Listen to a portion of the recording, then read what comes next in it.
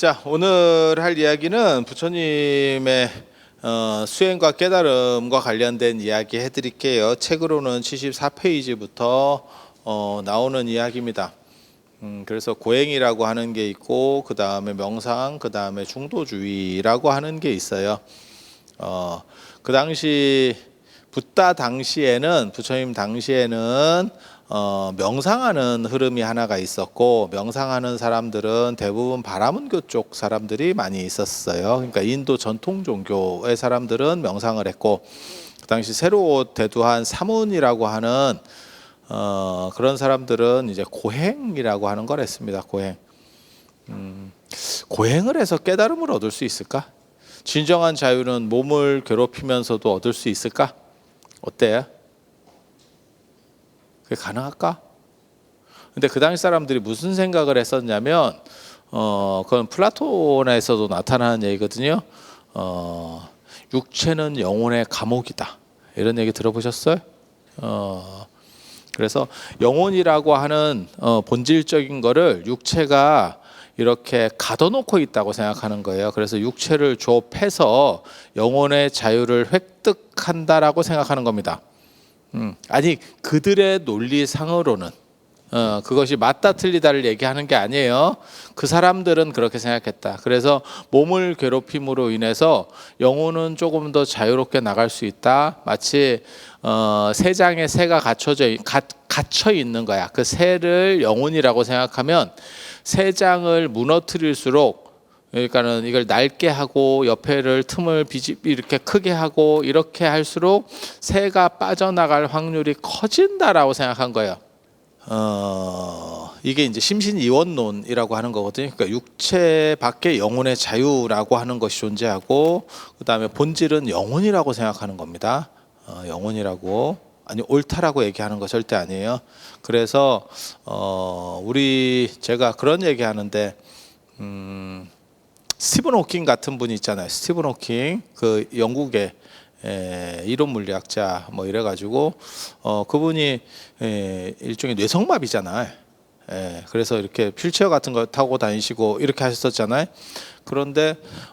그런데도 불구하고 그분이 교육도 제대로 잘 받았고, 그거는 유럽인이가 가능해요. 동아시아 같으면, 동아시아에서는 육체와 영혼이 붙어 있다라고 생각합니다. 그래서 육체에 장애가 생기면 영혼에도 장애가 생긴다고 생각했어요. 그래서 우리는 장애인들에 대해서 차별적 시선을 가지고 있었던 거예요. 그래서 그리고 정신을 바로 하려면 몸가짐을 바로 해라. 그래서 몸 자세 같은 것도 굉장히 중요하게 여겼습니다. 그러니까 반듯한 자세. 그래서 어떤 표현이 있냐면, 건강한 육체에 건강한 정신이 깃든다라고 하는 이런 식의 사고 방식이 존재했던 거예요. 왜냐하면 몸이 무너지면 정신도 무너지는 거기 때문에. 그게 동아시아적 사고입니다. 그러니까 육체하고 영혼은 붙어 있는 거예요. 그러면 사람이 죽은 뒤에 뭐 제사도 지내고 한다던데요.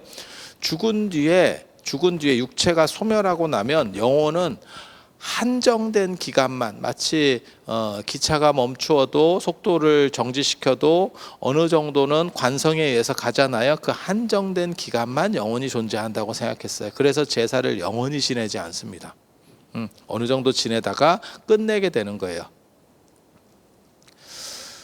그에 비해서 인도에서부터 유럽까지는 영혼은 육체로부터 분리돼서 나갈 수 있다라고 생각하는 거예요. 이거는 두 개가 있다. 그러니까 육체적인 게 있고 정신적인 게 있고, 그리고 정신적인 거, 영혼이야말로 더 본질이다.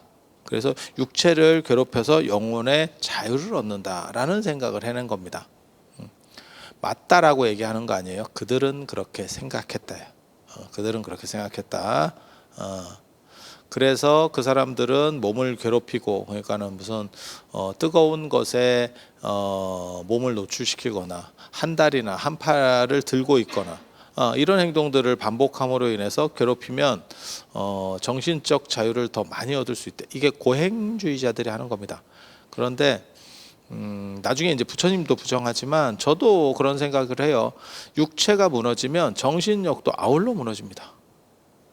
그러니까 여러분들이 연세가 드시면서 정신력이 빠지는 이유 중에 하나는 뭐냐면 육체가 무너지기 때문이에요. 근데 옛날 사람들은 여기까지 생각을 못했던 이유가 그 전에 죽어. 그 전에 죽어. 한 40, 50에 죽잖아요. 그러면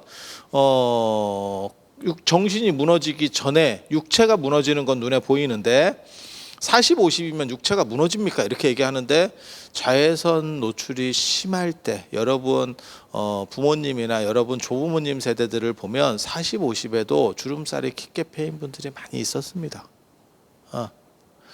그래서 그러니까 여러분 세대하고는 또 달라. 여러분들 같은 경우는 지금 60이 넘어도 환갑이 넘어도 겉모습은 멀쩡하지. 속이 같지. 속이 같지. 겉은 멀쩡해요. 저희 어렸을 때 뵀었던 어른들에 비하면 제가 전에도 그런 말씀 드렸잖아요. 저희 어렸을 때 어르신이라고 부르던 분들이 알고 보면 생각해 보면 50대 중반 정도 되는 분을 어르신이라고 시골에서 불렀었고, 그리고 환갑 넘으면 진짜 할머니라고 생각을 했었는데 지금은 환갑 넘은 사람이 지천입니다. 제 주변에도 막 지천입니다. 우리가 환갑 넘은 분들 그 등에 올라타서 먹고 살고 있잖아. 그러니까 허리가 되게 좋은 거예요. 환갑 넘은 분들이. 그러니까 우리 같은 사람이 올라타 있는 거죠.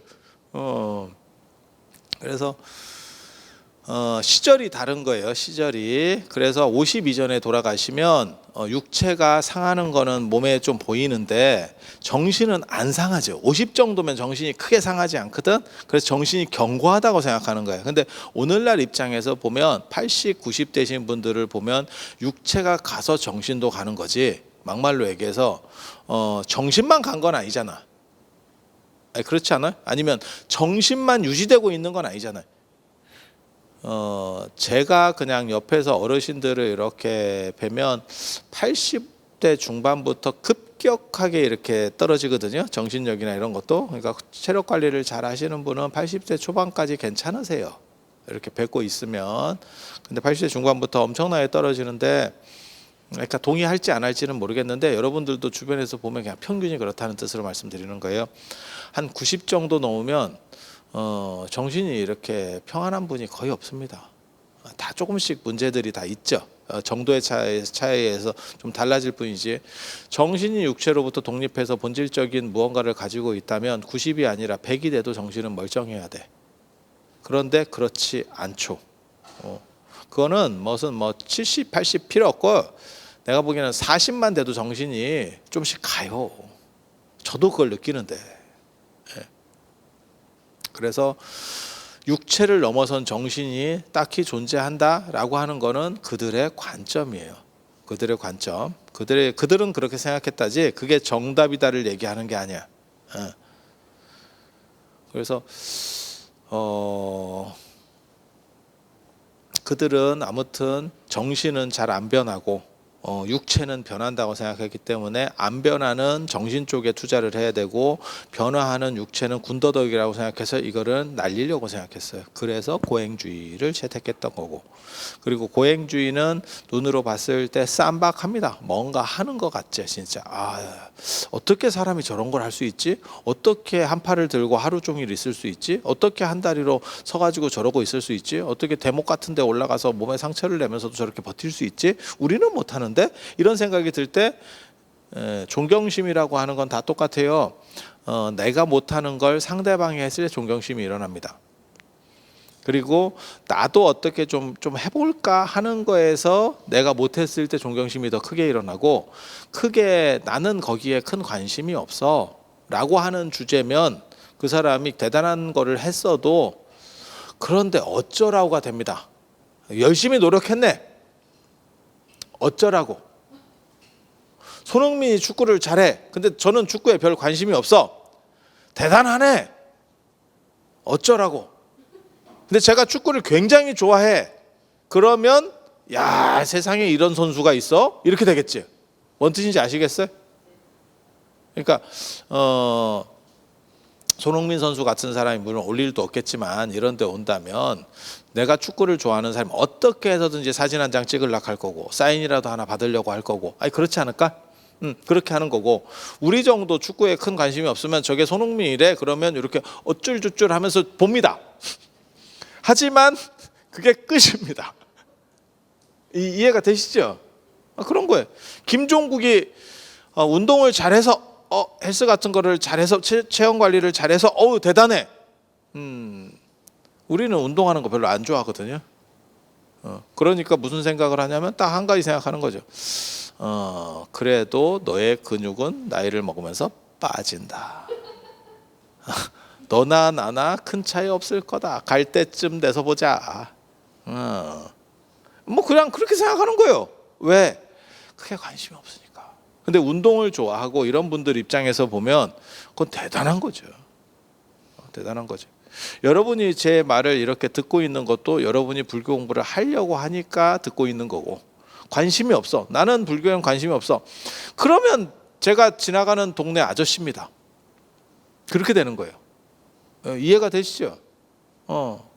그래서 사람은 기본적으로 내가 못하는 걸 남이 했을 때 대단하다고 판단을 해주는 거고, 그리고 내가 그것을 좋아하는 거를 하면 더 대단하게 평가를 하게 돼 있어.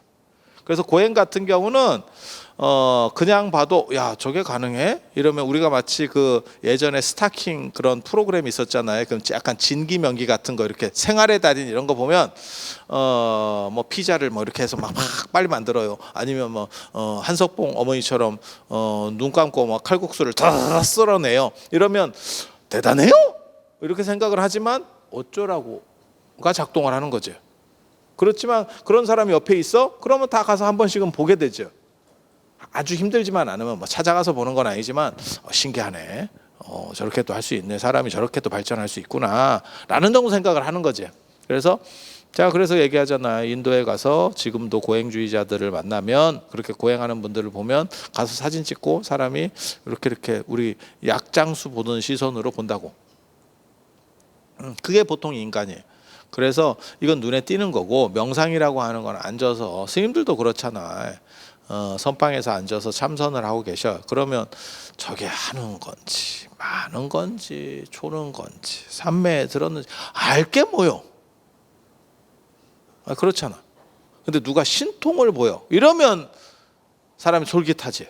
왜? 눈으로 보이는 거니까. 눈으로 보이는 거니까.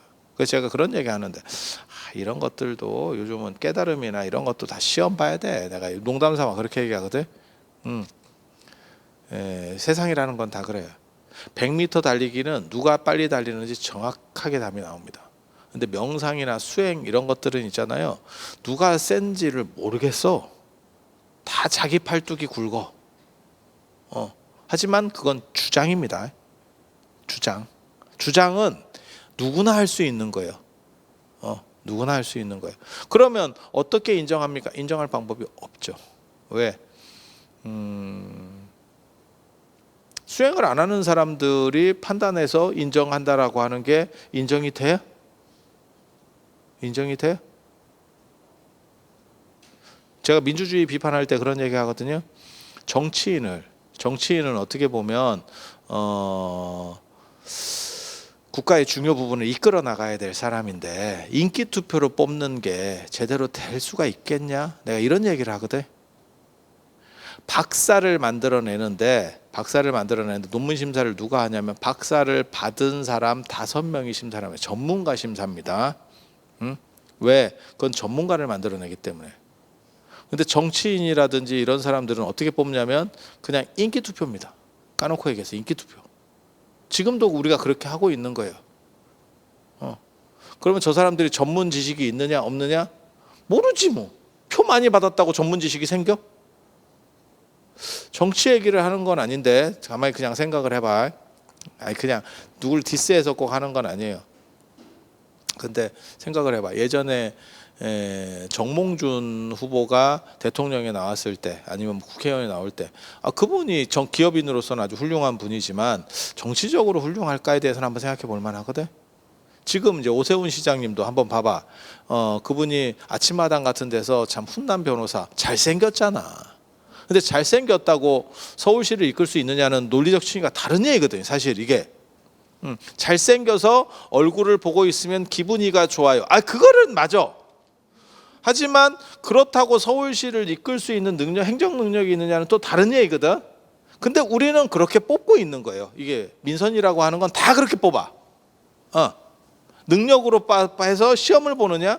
플라톤 같은 경우도 그래서 이상국가에 보면 교육을 보고 교육을 충실하게 받고 그 사람들이 일종의 시험 봐서 올라가는 관료제 같은 걸 얘기하지, 이런 민의에 대한 투표로서 뭘 결정한다라고 하는 거에 대해서는 얘기를 별로 좋아하지 않아요. 왜?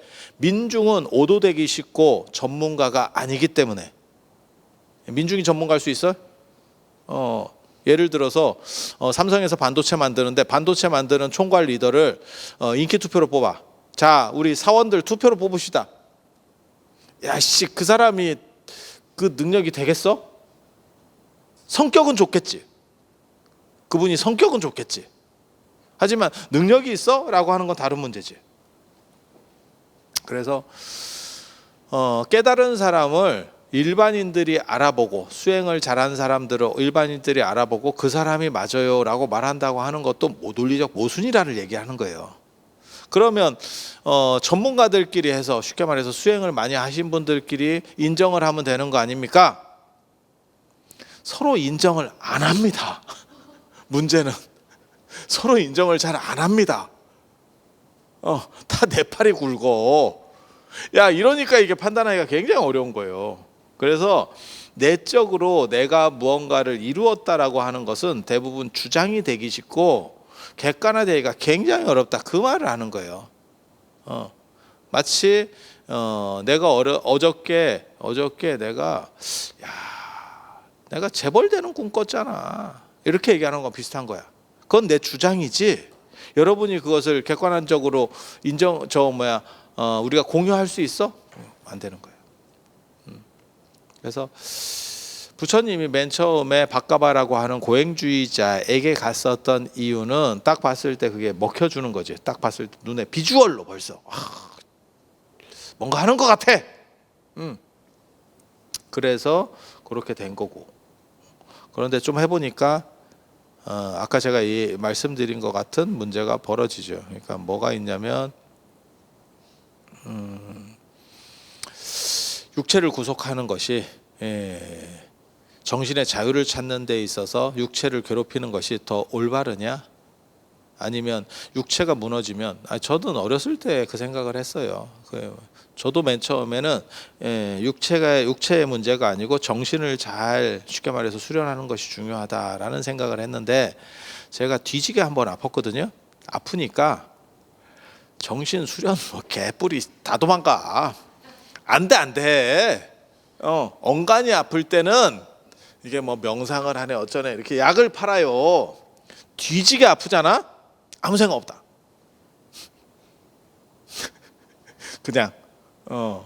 그냥 입에서, 그냥 머릿속에서 나오는 거는 그냥 관세음 보살님 이런 거 나와, 이런 거.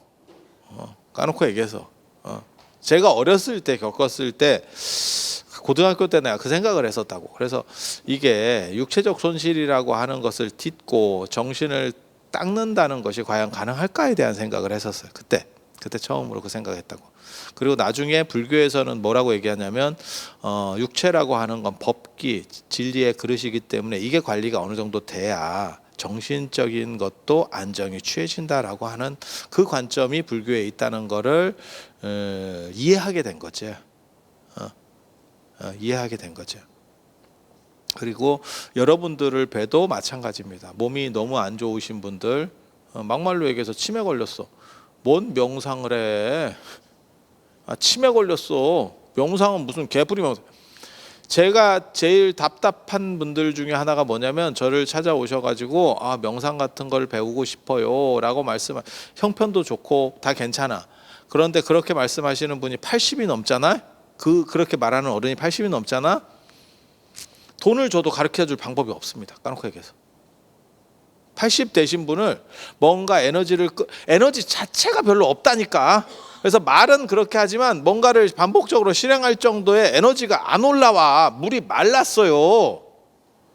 물이 있어야 이쪽으로 틀고 저쪽으로 틀고 이러면서 가르쳐 나가는 건데 에너지가 없다니까. 그래서 나는 무언가를 배우려고 해요 라고 하지만 10분만 얘기하면 이렇게 영혼이 약간 유체가 이탈하기 시작하면서 졸아. 어쩔 수가 없어. 저는 그분이 잘못이라고 생각을 안 해. 이미 연세가 많기 때문에 어쩔 수가 없는 거예요. 그래서 제가 그런 얘기 하는데, 명상도 빨리 배워야 되고, 그 다음에 운동도 빨리 해야 되고, 근육 운동 이런 것들도 뭐 80 넘어서 할 거예요. 안 됩니다. 근육 다 빠지고 난 뒤에는 차지 않아. 똑같은 거예요. 정신도 다 빠지고 나면 채울 수가 없어요. 그 문제가 하나 있었고, 또 한 가지는 뭐가 있냐면, 모든 고통이라고 하는 것은 반복되면서 익숙해지더라 라고 하는 게 부처님께서 고행주의를 비판할 때 한 얘기예요. 그게 고행이냐? 그건 장애고 불편한 거다. 왜 그런 분이 있어요. 제 주변에도 있었어. 예전에 큰 스님들도 계셨지만, 우리 행자 때 그 사람이 있었어. 행자 때 같이 행자로 했었던 사람이 손가락이 2개가 없어. 출가하기 전에 손가락을 올리고 칼로 쳤어요. 칼로 쳤어. 이걸 이제 단지 공양 뭐 이런 얘기를 자기는 생각한 거예요. 그래서 쳤어. 굉장히 어려운 일이에요. 생각해 보면, 그죠? 그거 말고 이제 연비한다 그래갖고 손가락을 태우는, 예전에 그 일타큰 스님이나 이런 분들은 이렇게 태우는 분도 있었고, 태우는 게 사실은 더 어렵습니다. 왜냐면 이거는 고통이 이렇게 타고 들어오는 상황인 거고, 이거는 한 방이거든요. 근데 이것도 어려워. 분명히 어려운 일이야. 맞지? 그러면 걔가 나보다 더 신심이 있고 공부를 열심히 하고 뭐 열심히 사냐? 아니에요. 친 거는 친 거고. 뭔 얘기인지 알아듣겠어? 그리고 걔 되게 불편해했어. 이게 없으니까. 아니, 생각을 해봐. 이게 있을 때 잘 못 느끼죠? 이게 크게 뭐 이렇게 도움 안 되는 것 같지? 막상 없잖아? 이거 되게 불편하다. 되게 불편하다. 그래서 그 사람은 장애만 남은 거예요. 그리고 나중에 출가하러 갔더니 출가 안 됐어. 장애인이라고. 그래서 그 다음 기수에 오세요. 뭐 이렇게 했었어. 저거는 그래도 저거는 그냥 장애가 아니고, 저거는 이제 불교랑 관련돼서 자기가 그렇게 신심을 보인 거다 해서 다음에는 봐줄 테니까, 원래는 장애인은 출가할 수 없습니다. 이유는 뭐 깨달음을 못 얻고 이게 아니고, 수행하려고 온 사람들이 출가하는 건데 장애가 있어. 내가 다리가 하나 없어, 팔이 하나 없어. 누가 그걸 보살펴 줄 거야? 아니, 내가 수행하러 왔지. 지금 자원봉사 왔냐고. 뭔 얘기인지 알아듣겠어요? 군대도 똑같아요. 군대도 장애인을 못 가게 하는 이유는 아이 그래도 총을 잡을 수 있는 거 아닙니까? 그 얘기가 아니야. 누가 그 사람을 보살펴 줄 거야. 그래서 그런 내용들이 출가 못하게 되어 있는 것들이 있어요. 그걸 찬안이라고 하는 거고, 성소수자도 출가 못합니다. 그러니까 하리수 출가 못합니다. 이유가 뭔지 아세요? 뭐 깨달음을 못 얻고, 아니야, 그거 아니야. 그게 아니고 어디에 소속시킬까를 모르는 거야. 비구 승단하고 비구니 승단이 있는데 하리수야. 그래서 같이 목욕탕에 갔네. 근데 한 사람은 느껴. 야, 이거 어떻게 할 거야? 그냥 남자들끼리 목욕탕에 가면 그런가? 이러면서 그냥 씻고 있는 거야. 그래갖고 등짝이나 서로 뒤밀고 있고 이렇게. 그런데 한 사람은 느껴. 야, 씨, 이거 어떻게 해? 그러면 저 사람은 겉모습은 남자지만 속은 여자니까 그럼 비구니 승단에 넣어야지. 그럼 비구니 승단에서 어떻게 생각할 거야? 이거, 야, 속은 여자라고 말하는데 달고 있네? 이거 어떻게 처리할 거야? 여러분은 어떻게 생각해? 여탕에 나는 속이 여자예요 이러면서 달고 있는 사람이 들어왔어. 난리 날걸? 지금 목욕탕에 그렇게 들어오면? 그러니까 소속을 결정해 줄 수가 없죠. 그래서 출가를 못 시키는 거예요. 차별 아닙니까? 이렇게 얘기하는데 그 한 몇 사람을 위해서 하나의 시스템을 만들어내야 되는데 그 정도를 할 정도의 여력이 없는 거예요. 지금 현대 사회는 이제 그런 것들을 검토할 정도로 우리가 수준이 올라온 거고, 사회 시스템이 올라온 거고, 조선 시대까지만 하더라도 조선의 이호해병 형공, 그러니까는 이방, 뭐 형방 이러는 그 사또 밑에 있는 사람들 있잖아요. 월급도 앞서 그냥 알아서 삥 뜯어 먹고 사는 놈들이요. 정부에서 월급 안 나와요. 사또까지만 월급이 나와. 그래서 그렇게 이방이 해먹는 스토리들이 많이 나오는 거요.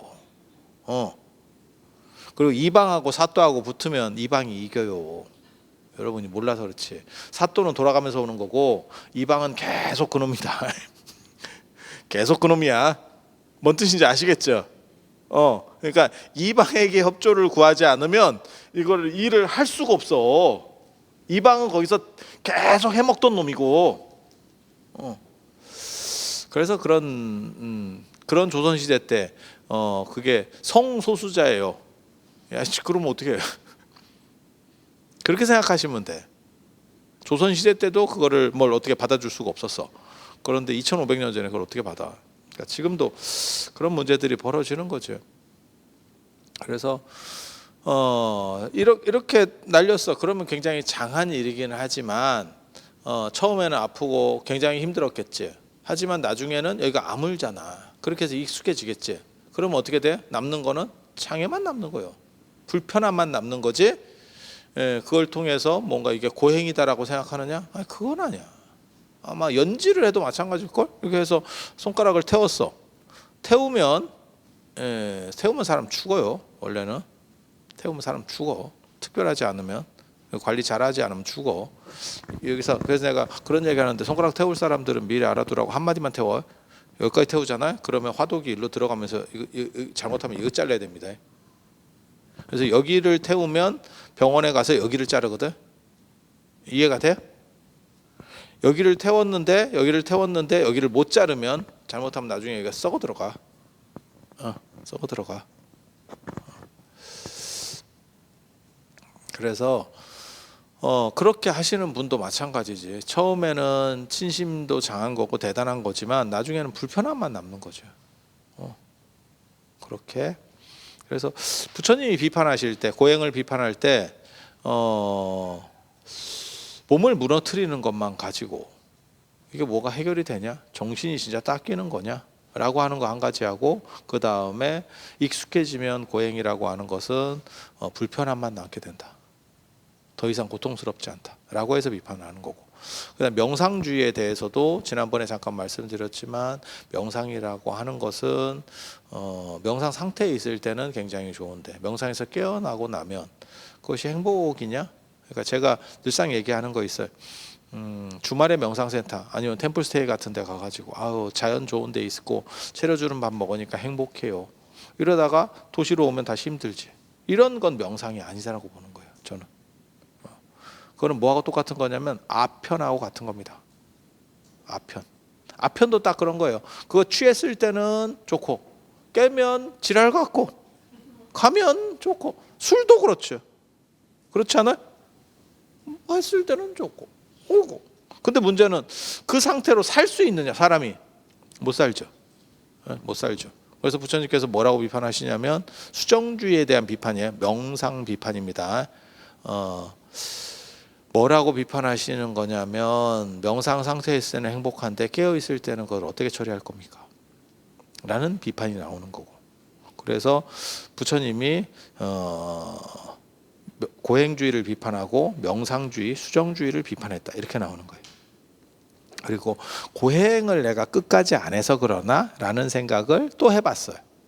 그래서 6년 고행을 하게 되는데, 이때는 밥 굽는 고행 중심입니다.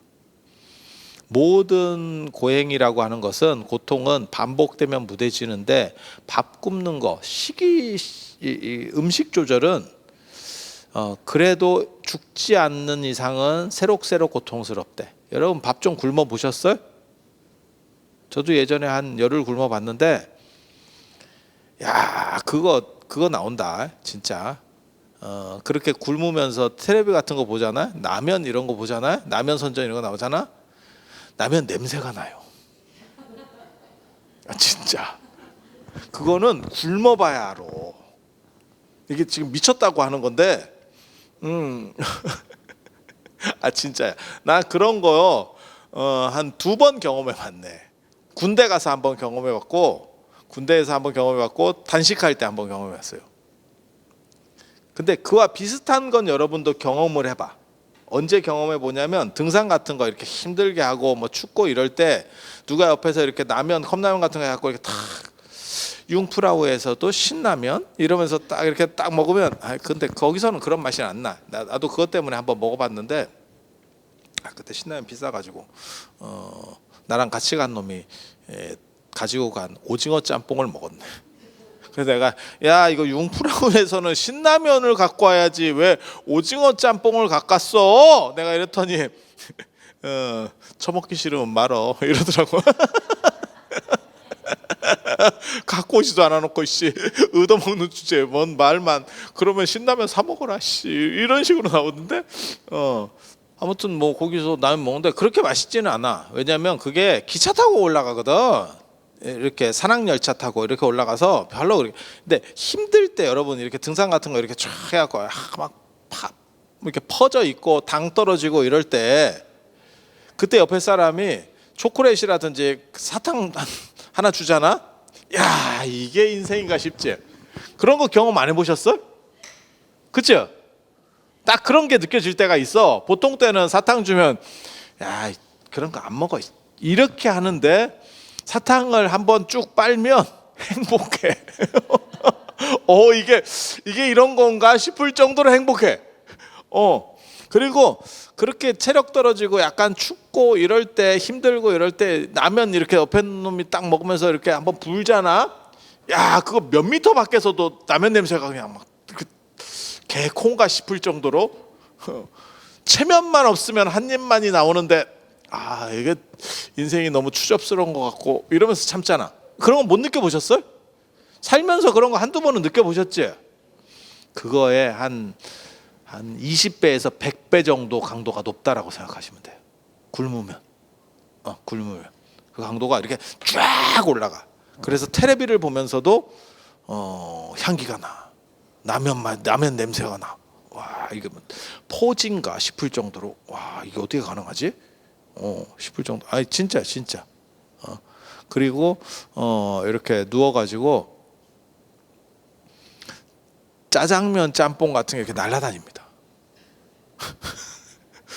이게 리얼하게 날아다녀. 그래서 야 인간이 이게 음식 조절이라는 게 참 어렵구나. 그리고 현대 사회에 들어서면서, 예전에는 우리가 뚱뚱한 사람이 없었고, 지금은 어떻게 보면 상당수의 사람들이, 대한민국 국민 중에서 상당수가 다이어트와의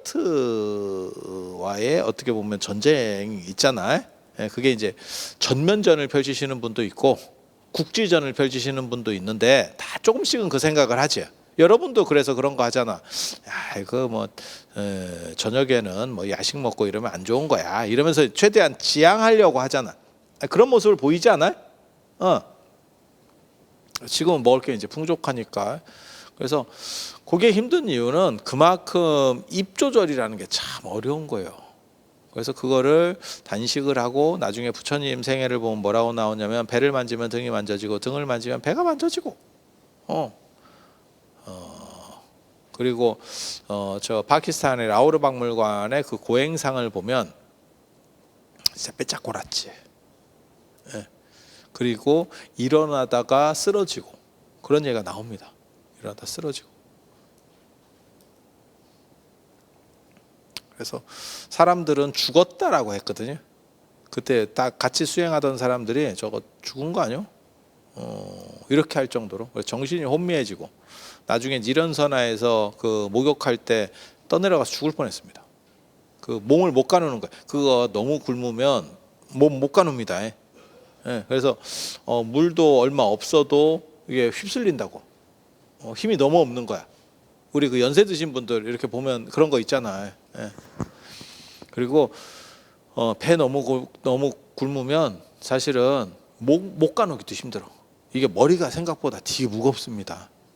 그래서 우리 그 예전에 기아 이런 거 보면 애들이 목이 이렇게 뒤로 확 제껴져 있잖아. 이거를 못 당기는 거예요. 여러분들은 뭐 제가 보기에는 뭐 탄탄하네. 너무 탄탄해. 그래서 그런 거 생각을 하시면 돼요. 그래서 그렇게 굽는 거하고 그다음에 호흡 참는 거, 호흡 참는 거 이런 거 고행을 하셨대. 그러니까 6년 고행의 대주제가 밥 굽는 거하고 호흡 참는 거 이런 것들이에요. 그리고 밥 굽는 게 그 당시에 인기 있었어요. 그래서 그렇게 했었고 그 다음에 그렇게 해도 죽을 뻔하기만 하지 안 되더래. 그래서 부처님께서 하신 말씀이 맨 마지막에 하시는 말씀이 뭐냐면 이전에도 이후에도 나만큼 빡시게 고행한 사람은 없다. 하지만 최종 결론은 뭐냐? 이산이 아닌갑다. 괜히 개고생했다. 그리고 이 고행의 후유증 때문에 부처님이 굉장히 고생합니다. 나중에도 뭐 불교 부처님 생애에는 뭐 수자타의 우유죽을 먹고 회복됐어요. 회복 안 됩니다. 너무 체력이 끝까지 한번 절단이 나면 회복 안 됩니다. 회복 안 됩니다.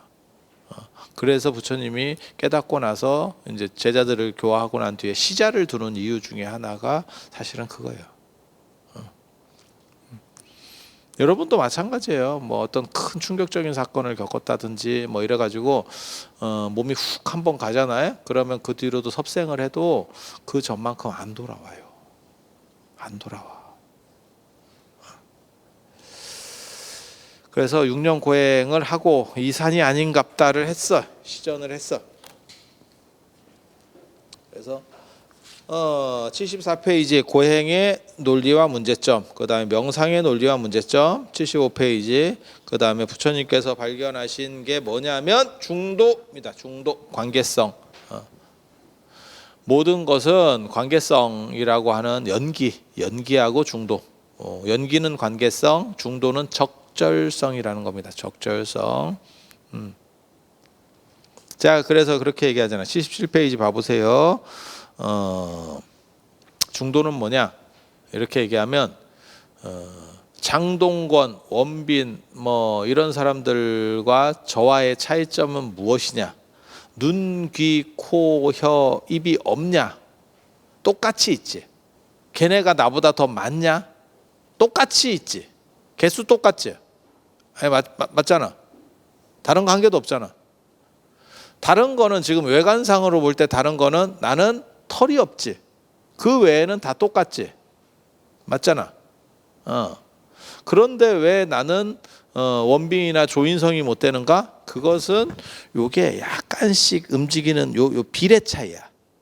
미는 이쁘다라고 하는 이 미는 비례예요. 정확하게 말하면 비율. 그게 어느 정도 차이냐면 좌우 상하로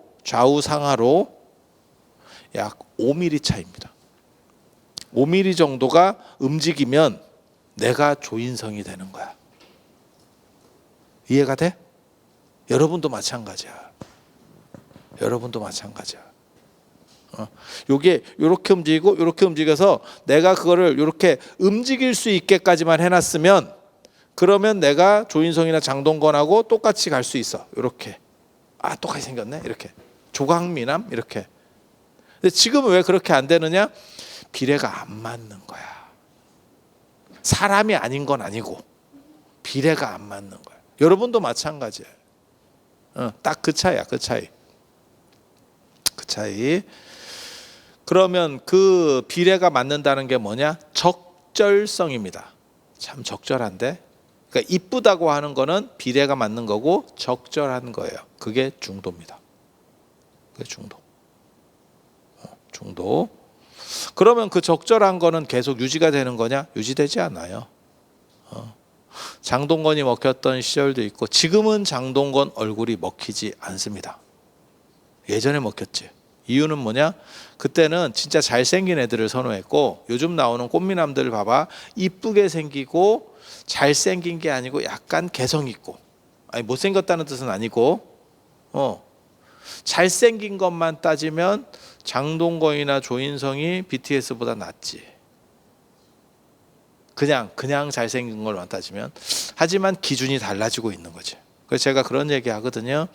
조선시대 미인도를 보면 지금 우리가 미인이라고 생각하는 사람들과 사뭇 다르다. 조선시대 왕실에서 선호하는 여자는 사각형입니다. 얼굴이 사각형. 그래서 사각형을 두드러 보이게 하려고 여기 머리털을 뽑아가지고 사각형을 만들어. 정사각을 만들려고. 방정한 얼굴이지. 누구 생각하시면 되냐면 석굴암 부처님 얼굴 같이. 이게 어린 애들은 여기가 털이 이렇게 나거든, 동그랗게. 그 다음에 나이가 들면 털이 점점 없어지고, 남자들 같은 경우는 M자 탈모가 생기고 이렇게 안쪽이 파이고 그렇게 되거든. 그래서 어린 애들은 달걀같이 이렇게 털이 이렇게 나는데 거기를 다 제거하고 네모를 만들려고 하는 거예요. 왜? 왕실에서 그렇게 선호하니까. 지금은 네모가 되면 시집가기도 어렵지. 그 부모님이 적금 넣어서 돌려깎기 한번 해줘야 됩니다. 한번 깎아주셔야 됩니다.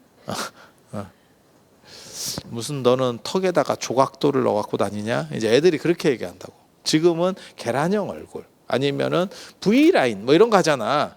그런데 여러분 어렸을 때만 해도 V라인 박복하다 했습니다.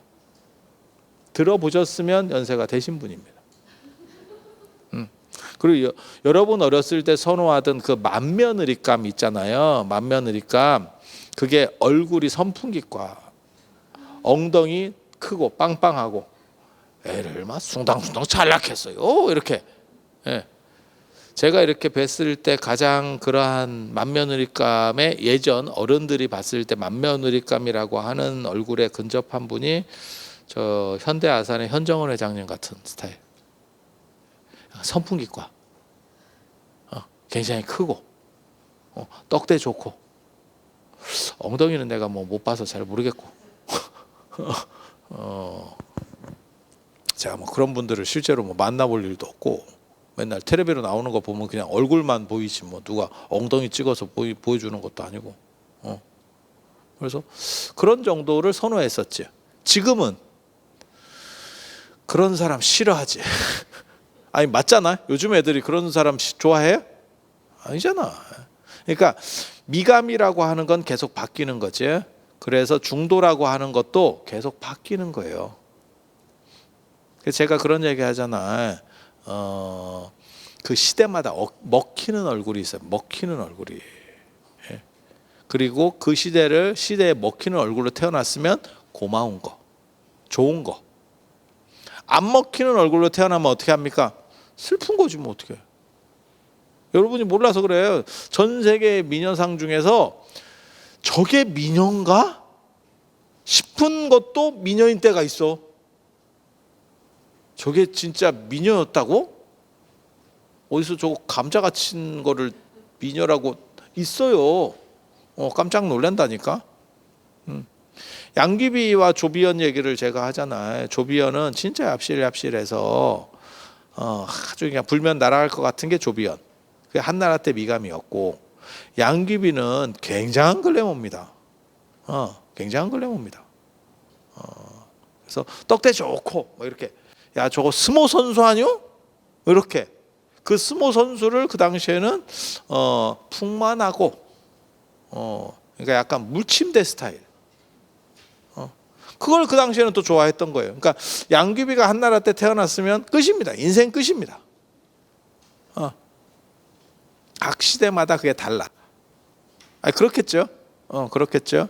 그래서 중도라고 하는 것은 정해진 것이 아니고 그 시대의 적합성입니다. 그 상황에 따른 적합성. 그게 중도야. 그리고 그 중도는 어디서 결정되느냐? 관계성에서 결정돼. 여러분도 마찬가지예요. 여러분은 누구의 딸이야. 그렇죠?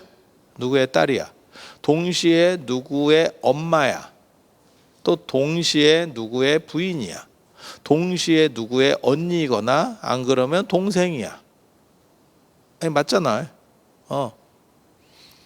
그것들이 정해져 있는 거지만 그것은 사실은 변화하는 겁니다. 그러니까 부모와 자식의 관계는 정해져 있는 거야. 세상에 자식이 부모가 되는 경우는 없어. 자식 언제나 부모는 부모고 자식은 자식이야. 맞잖아요? 하지만 그 관계는 기본적으로는 정해져 있지만 그 안에서는 바뀌어가는 겁니다. 자식이 어렸을 때는 부모가 다 해주는 거고, 아니 맞잖아. 그리고 부모가 점점점 나이가 들면 자식이 점점 성장해 가는 거고, 그 상황에서 역전현상들이 일어나는 거예요. 어느 순간에 역전현상이 일어납니다. 그래서 자식은 부모를 떠나게 되고 나중에는 부모에게 용돈을 드릴 수도 있는 거고, 아니면 부모를 봉양할 수도 있는 거고, 여러 가지 방법들에 의해서 봉양이 가능할 수도 있는 거고. 아니 그렇잖아. 그리고 부모 입장에서는 자식에게 어렸을 때는 지시를 하는 거고, 야 이거 먹어, 엄마가 나쁜 거 먹으라고 하겠어? 어디 강낭콩하고 당근을 골라내, 먹으라면 먹지, 이런 데 시작해서 어느 정도 머리가 크면 그런 얘기를 할 수가 없죠. 애가 먹든 말든 그거를 20살 된 애한테 야 너 완두콩 아직도 골라내고 있어? 이런 얘기는 못 할 거 아니야. 그렇게 가는 거고, 그 다음에 나중에 나이가 더 먹으면 이제 어떤 의미에서는 자식 말을 들어야 될 때도 있죠. 어머니 이건 이렇게 하시는 게 맞을 것 같아요. 그거는 예전에 어머니 방식이고 요거는 이렇게 해주세요 라고 하면 부모가 이제는 들어야 될 상황들도 있지. 아니 맞잖아. 그러니까 부모와 자식이라고 하는 것은 불변이지만 그 안의 내용은 바뀌어가고 있는 거죠.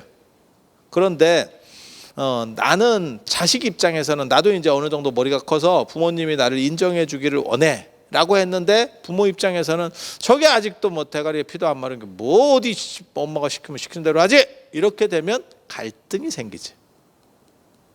그렇지 않아요? 그게 이제 중도가 안 맞은 거예요. 적절성이 안 맞는 거죠. 한 사람은 바뀌었다고 생각하는데 한 사람은 바뀌었다고 생각하지 않고 있는 거죠. 그러면 마찰이 나옵니다. 정답이 있느냐? 정답 없습니다. 제가 그래서 그런 얘기 하잖아. 각 집마다 뭐 부모를 봉양하고 어쩌고 방식이 다 달라. 부모님이 재벌같이 돈이 많아. 그러면 평생 자식이 그냥 부모님 옆에서 받아 쓰는 것도 효요. 그게 효라니까. 부모님 형편이 어려워. 그러면 중고등학생이라도 부모님에게 뭔가 기여를 해주는 게 효야. 아니 맞잖아. 그 정해져 있어? 없어. 건 바이 건이에요. 그래서 예전에 그런 얘기 있잖아요. 효자라고 이름이 나서 가봤더니 노모가 자식이 일을 하고 들어오니까 노모가 자식 발을 씻어주고 있더래. 근데 이놈이 천연덕스럽게 그 발을 대고 엄마한테 이렇게 약간 재롱을 피우면서 발 씻어주는 거를 즐기고 있더래. 그러니까 사람들이 보고 저게 무슨 효자냐 이랬더니 그 집은 그게 부모님이 그게 행복한 거요. 어머니는 짜장면이 싫다고 하셨어 이러면서 단무지나 주워 먹고 있는 것도 어머니의 행복인 거야. 꼭 어머니는 짜장면이 싫다고 하고 나는 전가복을 먹어야지 이러면서 먹는다고 행복한 게 아니야. 내 자식 입에 들어가는 게 나한테 들어오는 것보다도 행복할 때가 있는 거야. 아니 맞잖아요. 그러니까 이게 지금 그게 정답이다가 아니고 상황에 따라서 다 다르다를 얘기해 주는 거예요. 그 상황의 적절성이라는 게 중도라는 거야. 중도. 그러니까 투자로 얘기하면 사실 뭐 주식이든 코인이든 그 적절성을 잘 맞추면 따겠지. 아무리 시장이 안 좋아도 따는 놈은 따겠지. 예. 그런데 잃는 사람은 또 잃겠지. 그거는 적절성을 못 맞추니까, 상황을 제대로 못 맞추니까. 그래서 중도라고 하는 것은 변화하는, 그러니까 연기법 안에서의 적절성이에요. 지금 우리가 생각하고 있는 미남, 미녀라고 하는 개념들도 다 사실은 지금 이 시대에 우리의 표준과 관련된 적절성을 가진 사람입니다.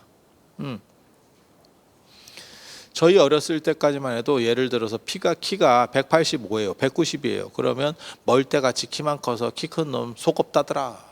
이렇게 하던 시절이 있고, 지금은 185, 190이에요. 그러면 아유 좋겠어요. 이렇게 하는 시절이고.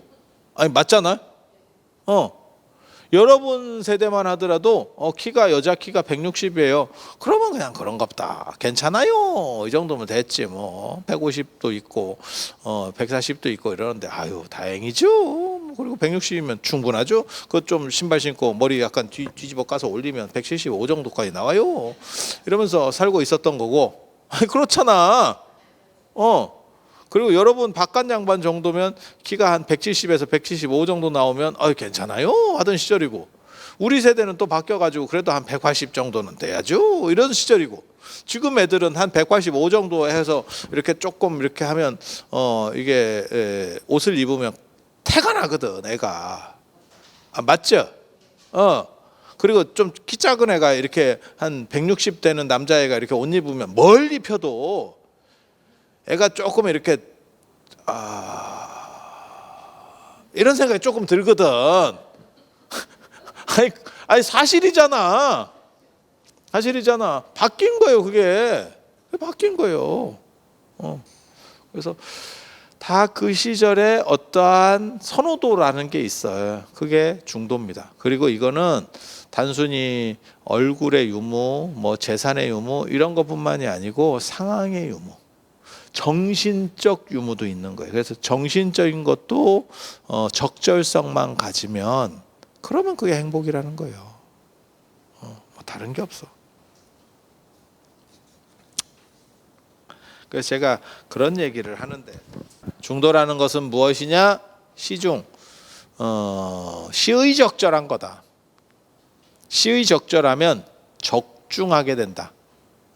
적중하게 된다. 관역에 적중하게 된다. 잘 맞추게 된다. 시의적절하면. 화살 쏘는 거 생각해봐. 바람, 양궁이야. 그러면 바람 부는 거 다르고, 그 양궁도 제가 이렇게 옆에서 볼 때는 되게 재밌다고 생각하는 게, 사격은 대부분 실내에서 하는데 양궁은 실외에서 해요. 실외에서. 그 굉장히 차이가 있거든. 실내에서 하면 공기가 통제가 되고 있는 거야. 바람이 안 불어. 바람을 안 탄단 말이야. 그런데 실외에서, 양궁은 다 실외거든요. 이렇게 보면, 그러면 공기 노출이 있다고.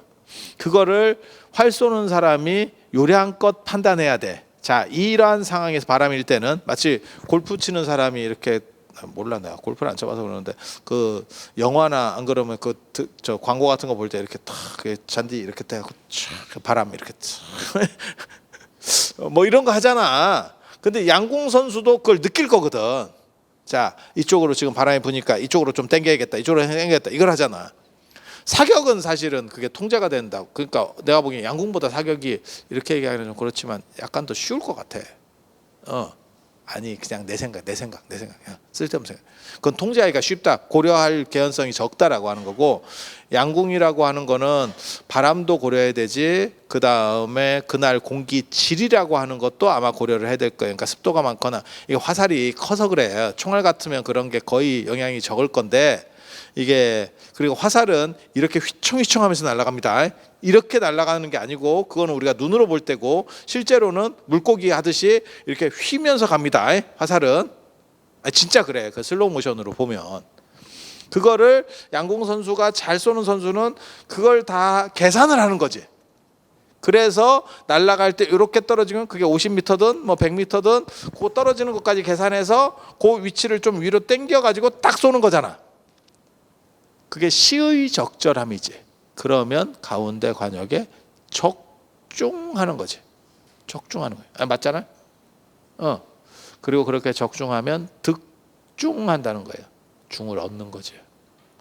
그래서 뭐하고 똑같은 거냐? 지금 제가 여기서 써놨잖아요. 79쪽에 파도 타는 것과 같다. 유사이래로 지구와 태양이 달이 만들어진 이후로 지구에는 파도가 생기는 거예요. 저 달이 땡겨서 파도가 생기는 거야.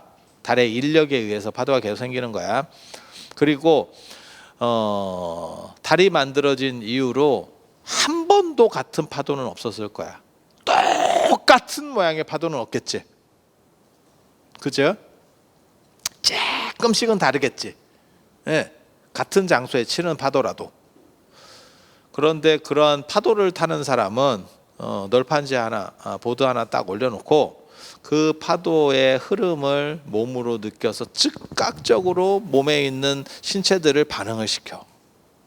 그래서 그 흐름들을 타고 가는 거지. 중도에 맞추면 이 사람은 빠지지 않고 즐거움이 되는 거야, 파도가. 그런데 그 중도를 못 맞춰서, 그 적절함을 못 맞춰서 어딘가 충돌하게 되면, 힘의 충돌이 생기면, 그러면 꼬르륵이지. 그렇지 않을까? 그렇게 가는 거예요. 그래서 세상의 중도라고 하는 거는 파도 타는 것과 같은 거예요. 그래서 번뇌가 없고 나서 마음이 평안해지는 게 아니고, 번뇌가 있어도 마치 파도 타는 사람이 파도를 타듯이 번뇌에 물들지 않고 그 속을 샥샥 하고 나가는 거야. 그래서 제가 그런 얘기 하거든요. 마치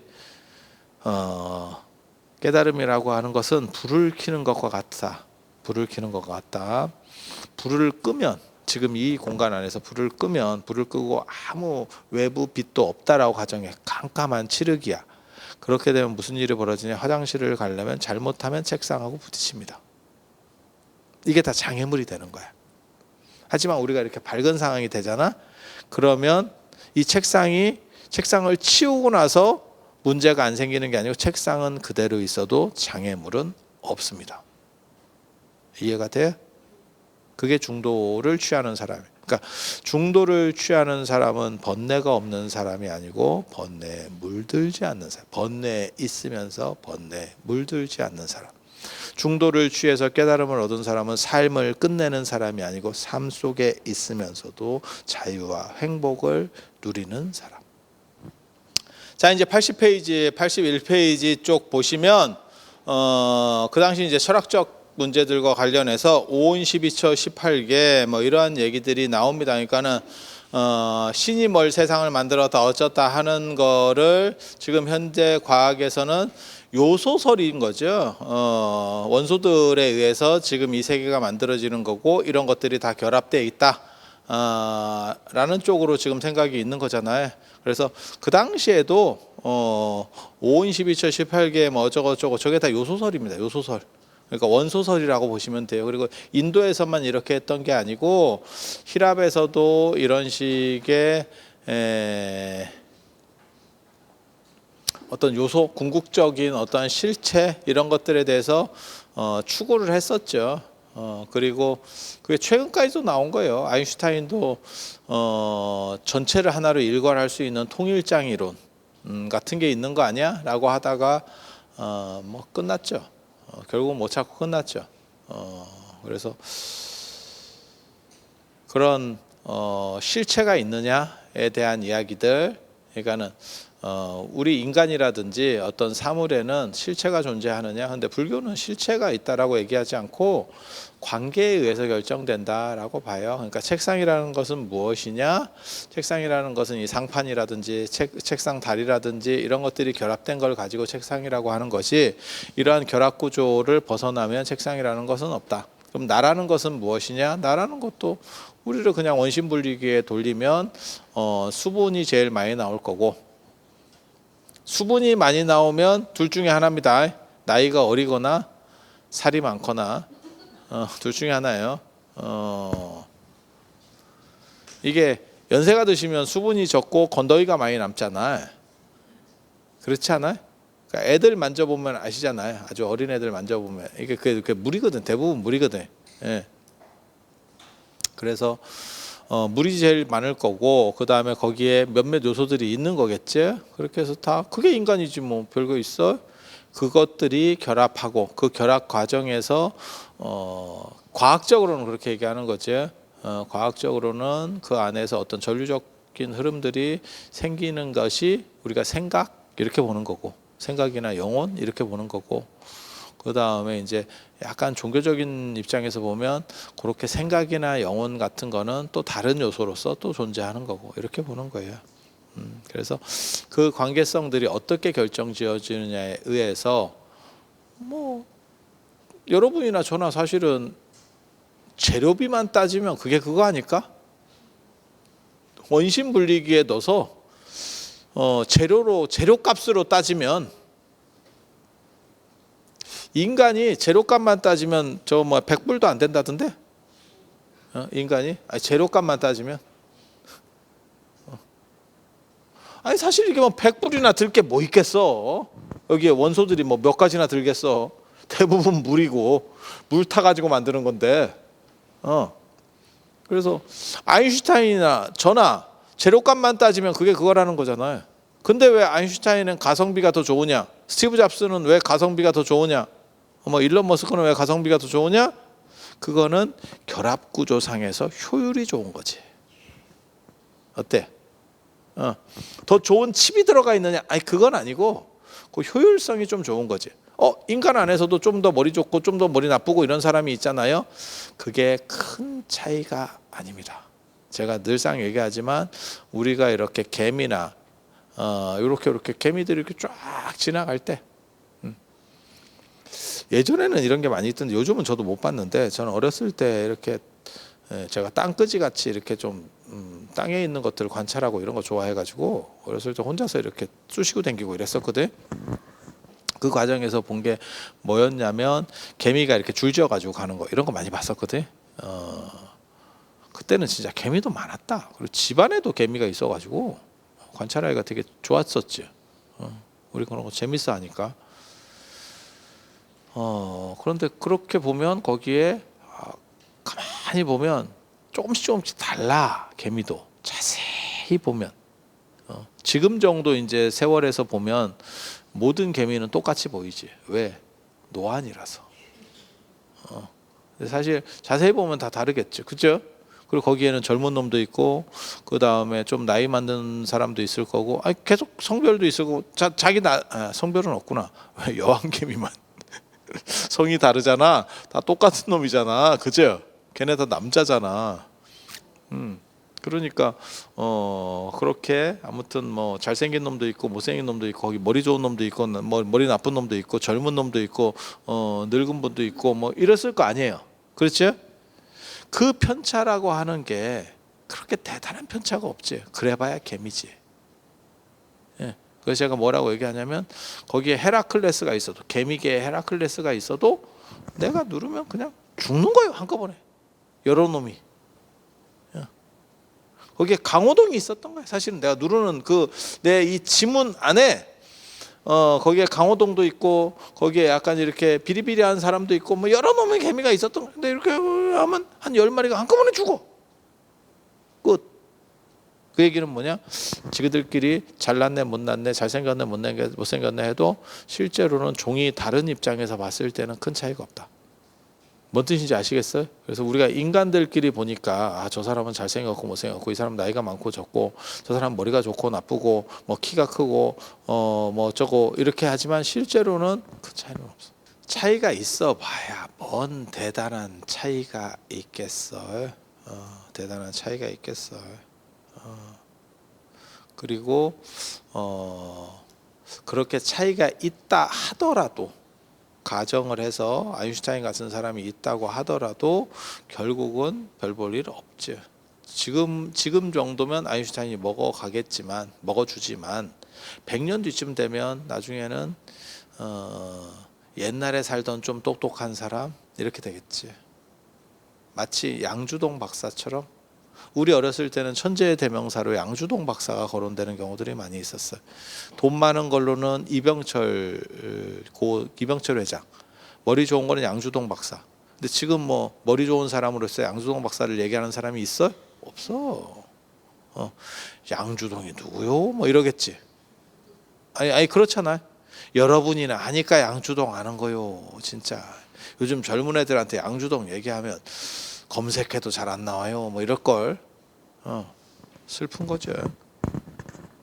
그래서 다 변화해 가는 거예요. 그렇게 변화해 가는 거. 그 변화 안에서의 어떤 적절성만이 남는 거고. 그래서 그리고 그런 것들은 결합 구조 안에서의 효율성으로 작동하는 겁니다. 그러니까 아인슈타인이나 나나 뭐 그 사람이 뇌가 뭐 특별하게 뭐 대단해서 되는 게 아니고 그 차이는 별로 없고 효율성에 의해서 얼마나 그게 효율성이 좋게 작동을 하느냐에 따라서 머리가 좀 더 좋아질 수도 있고 떨어질 수도 있고 이렇게 나오는 거예요. 그래서 이러한 어떤 요소들을 중심으로 해서 효율성을 주면 그러니까 그런 거죠. 어떤 석공이 화강암을 가지고 석굴암 불상을 만들 수도 있어. 그건 효율성이 굉장히 좋은 거예요. 그런데 또 다르게 우리 같은 사람이 그 똑같은 재료를 가지고 화강암을 가지고 내가 대충 만들었어. 그럼 뭐 그냥 죽도 밥도 아닌 게 나오겠지. 실제로 그것이 큰 차이가 있느냐? 사실은 큰 차이는 없죠. 효율성에 의해서 석굴암 본전물처럼 대단한 상도 나올 수 있는 거고, 우리 같은 아마추어가 대충 하다가 에라이 이러면서 그냥 대충 던질 수도 있는 거고, 이렇게 가는 거죠. 진료적인 차이는 거의 없죠. 그래서 인간도 마찬가지예요. 인간도 마찬가지예요. 그래서 중요한 건 효율성이고, 그 효율성에서의 적절성이 나오는 거죠. 적절성이. 그래서 실체가 있는 것은 아니고 83쪽에 나오는 것처럼 어떤 요소들이 존재한다라고 인도 사람들은 생각을 했고,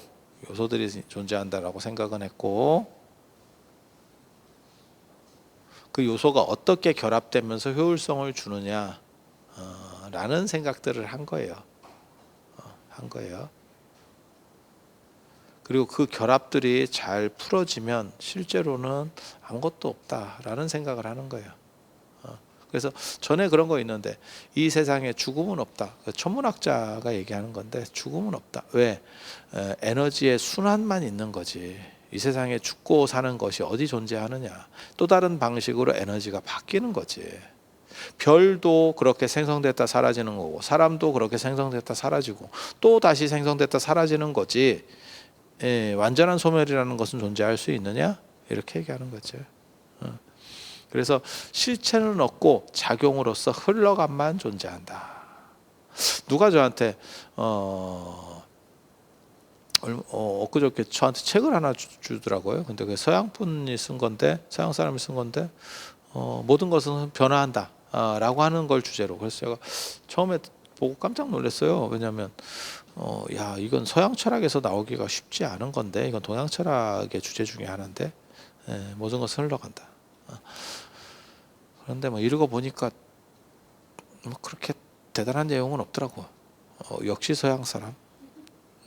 근데 제가 그래서 그런 얘기 하거든요. 한강이라고 하는 것은 어떻게 존재하는 것이냐?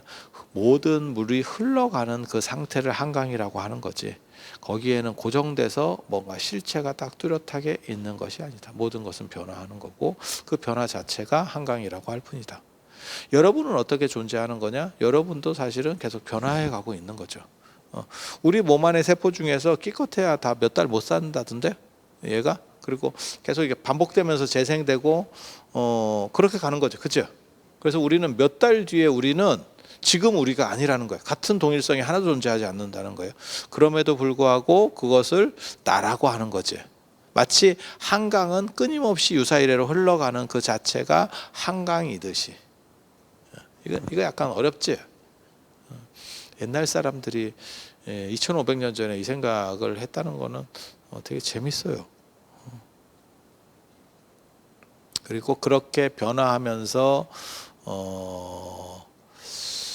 흘러가는 것 자체가 곧 나인 거고 한강인 거야. 그러면 이거는 한강의 변화보다 나의 변화가 느리죠. 나의 변화가 느리죠. 이것도 느리죠, 변화가. 하지만 이것은 변화하지 않느냐? 이런 테이블 같은 것은 변화하지 않느냐? 변화합니다. 네가 어떻게 하느냐? 변화하기 때문에, 변화 속도가 느린 것뿐이지 변화하기 때문에 이게 10,000년, 20,000년이 지나면 이 상태로 그대로 놔둬도 다 쓰러져서 없어지죠. 그래서 제가 그런 얘기 하는데, 바다를 오염시키는 물질 중에 플라스틱이 참 심각하다, 이런 얘기 들어보셨죠? 플라스틱은 분해가 잘 안 된다. 분해가 안 되는 건 아니고 분해가 느리게 되는 거죠. 종이나 이런 거에 비해서 느리게 되는 거죠. 쇠도 분해가 되고, 방사능도 끝나는 시간이 있는 거잖아요. 방사능 오염도. 그죠? 언젠가는 끝나는 거잖아. 느릴 뿐이지 다 변화하는 거죠.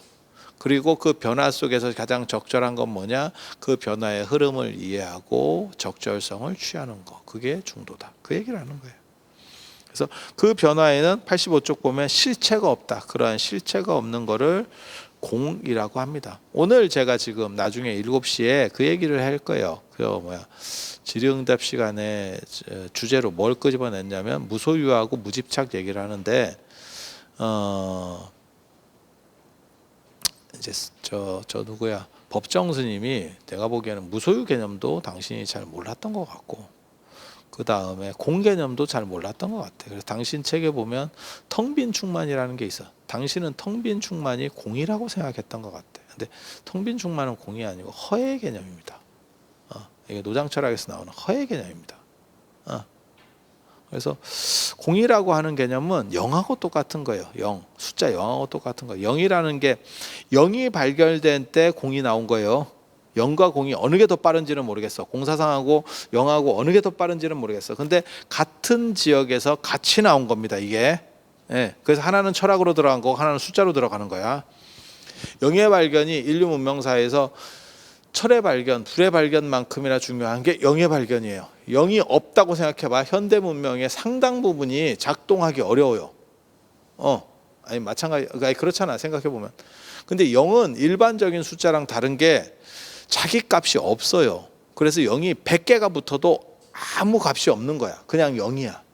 그런데 다른 숫자랑만 붙으면 작용값이 생기지. 그죠? 그래서 0을 뭐라고 얘기하는 거냐면 실체는 없고 작용은 있다라고 하는 거예요. 그게 공입니다. 똑같은 개념이에요. 텅 빈 충만같이 비어 있으면서 가득 뭔가 에너지가 차 있어요 라고 하는 건 허의 개념입니다. 허의 개념입니다. 근데 이제 노장을 제대로 안 배우신 분들은 그런 것들을 착각하기가 쉬워. 그게 유사 개념인 거거든. 그러니까 뭐 어떻게 생각하면 정확하게 말하면 완전히 다른 개념인데 일반인들이 보기에는 비슷하게 느껴져. 그게 어른들 중에 그런 분들이 있어요. 연세 드신 분들 중에 이기주의와 개인주의를 구분하지 못해.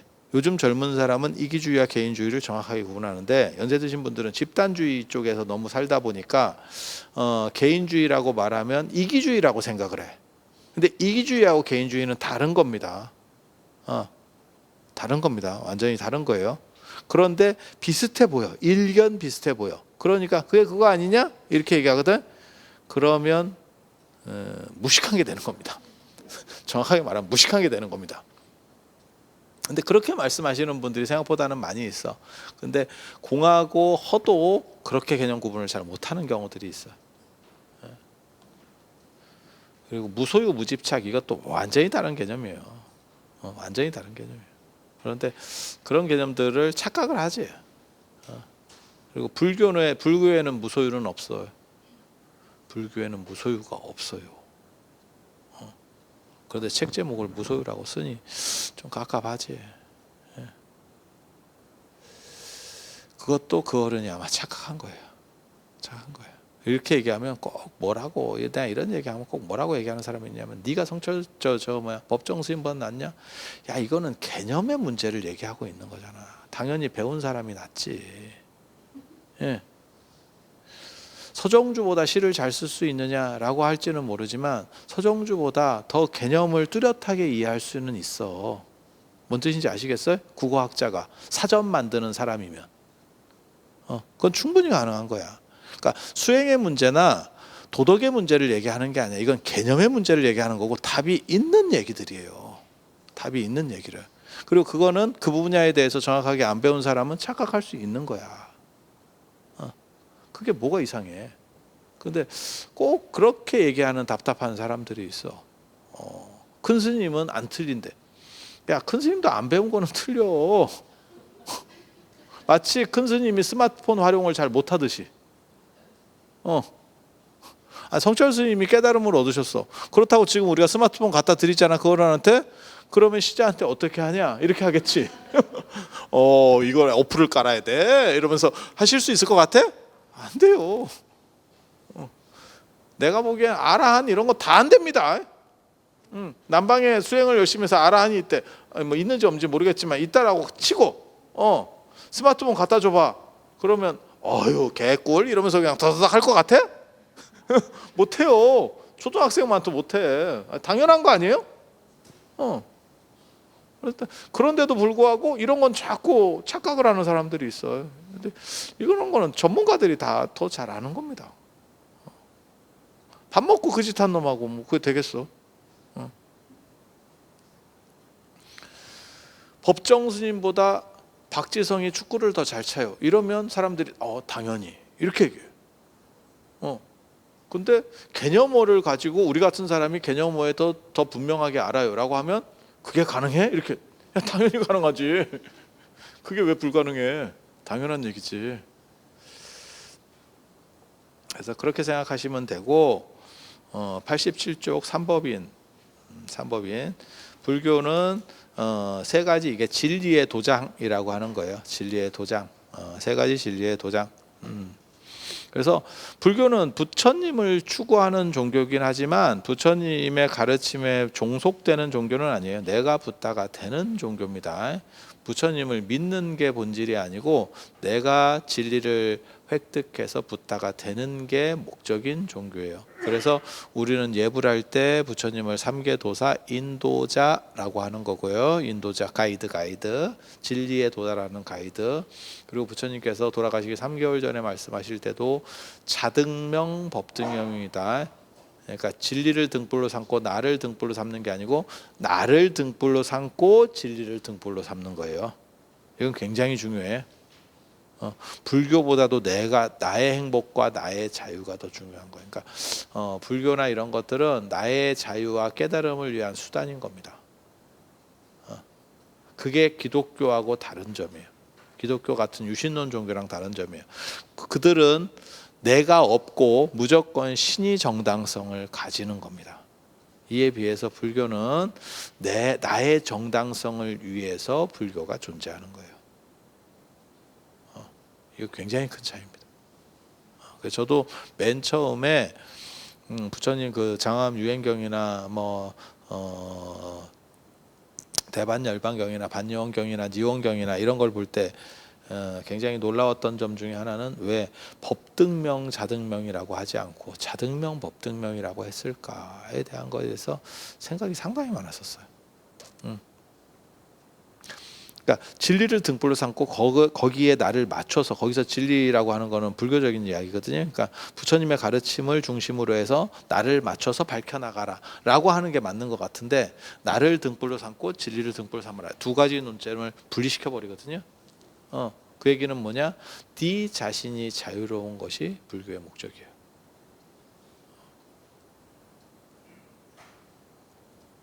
그래서 부처님을 안 믿어도 관계가 없어요. 불교의 가장 큰 특징 중에 하나가. 그래서 삼법인에는 부처님을 믿으라라고 하는 게 없어요. 그리고 나중에 사의지에도 이 네 가지를 의지해라라고 나오는데도 부처님 믿으라는 게 없어요. 그 네 가지 사의 얘기를 잠깐만 해드리면 사의 진리를 의지하고 사람에 의지하지 마라.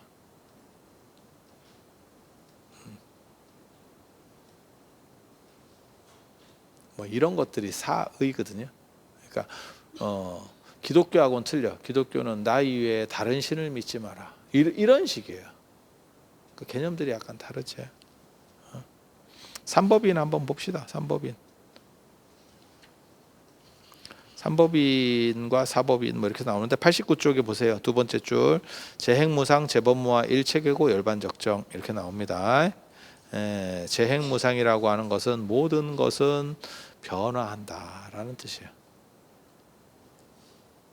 모든 것은 변화한다. 이런 걸 보고 뭐라고 얘기하냐면 한 번 쏘아진 시간의 화살은 되돌릴 수 없다. 그러니까 변화가 빠르냐 늦으냐의 차이가 있을 뿐이지 전부 다 변화하는 거죠. 육체에 비해서 정신이 조금 더 느리게 변화하지 육체도 변화하고 정신도 변화하죠. 인간에 비해서 이런 사물이 조금 더 느리게 변화하지만 이것도 변화하고 있죠. 지금 맞잖아요. 이런 사물보다 이런 책이나 이런 거보다 이런 금속이 좀 더 느리게 변화하겠지. 하지만 이것도 변화하죠. 아니 그렇잖아요. 그냥 생각을 해보시면. 그래서 모든 것들은 다 변화한다. 라고 하는 게 재행무상. 재법무와는 실체는 없다는 거예요. 나에게 있어서 실체는 없다. 우리 모두는 변화하기 때문에. 스마트폰 한번 보실래요? 여러분 스마트폰, 핸드폰을 딱 보면 핸드폰이 참 대단한 기계입니다. 저는 그거를 어디서부터 저 핸드폰의 기원을 찾냐면 그게 이제 컴퓨터부터거든요. 그 전에는 컴퓨터가 나오기 전에는 PC가 나오기 전에는 모든 기계는 가전제품은 다 자기 성격이 규정돼서 공장에서 나왔어. 그래서 TV는 TV고 냉장고는 냉장고고 껐다 켜고, 그러니까 예를 들어서 여기에 여러분들이 지금 뭐 한 25명이 있어. 25명이 있어. 이분들에게 TV를 다 한 대씩을, 삼성 TV를 다 하나씩을 내가 줬어. 뭐 LG TV를 하나씩 줬어. 주면 그냥 똑같은 기능으로 거의 다 대동소이하게 사용을 합니다. 컴퓨터를 하나씩 주잖아. 그러면 받을 때는 다 똑같은 물건이야. 하지만 일주일에서 한 달 정도가 지나면 다 다른 물건으로 바뀝니다. 내가 쓰는 프로그램들에 의해서 변형시키기 시작하지. 맞잖아요. 공장 출고 상태로 그대로 쓰진 않잖아. 한글을 쓰는 사람들도 있고, 워드를 쓰는 사람도 있고, PDF를 까는 사람도 있고, 그 다음에 뭐 인터넷 엣지 익스플로어를 쓰는 사람도 있고, 안 그러면 크롬을 쓰는 사람도 있고, 뭐 네이버를 쓰는 사람도 있고, 구글을 쓰는 사람도 있고. 아니 그렇잖아. 자기 성향에 의해서 기계가 다 다르게, 그러니까는 25대의 TV가 나가면 25대의 TV는 거의 그 성격 그대로 사용이 되고 있는데 반해서 25대의 PC는 다 다른 25대로 변화됩니다. 핸드폰도 마찬가지예요. 핸드폰도 마찬가지예요. 딸하고 엄마가 같은 핸드폰을 샀어요. 예를 들어서 핸드폰 매장에 가서 살 때는 동일 기계지, 동일 값을 준 동일 기계지. 그런데 며칠이 지나면 깔려 있는 게 다르지. 아, 맞잖아. 동일한 거를 그대로 쓰는 사람이 있어? 로미오와 줄리엣도 핸드폰 쓰는 게 다를 걸? 아니 그렇잖아. 그렇죠. 그리고 지금 사실 예전에는 지갑을 잊어버리면 참 짜증이 났는데 지금은 핸드폰을 잊어버리면 더 짜증이 나지. 지갑을 잊어버리면 짜증이 나는 이유는 그거 뭐 신고하고 재발급 받아요. 귀찮은 거지. 막말로 얘기해서. 카드 같은 건 정지시켜야 되고. 다 동의하시잖아. 그런데 지금은 핸드폰을 잊어버리면 전화번호도 모르겠고, 그러니까 그거 나오잖아. 어떤 놈은 카톡에 그거 써놓잖아. 핸드폰 분실로 전화번호 날렸으니까 전화번호 좀 보내주세요. 이렇게 전화번호도 없고 사진도 없고, 그 다음에 또 비리 있는 놈 같은 경우는 어떤 놈이 열어가지고 협박하는 거 아닌가 싶기도 하고. 뭔 뜻인지 아시죠?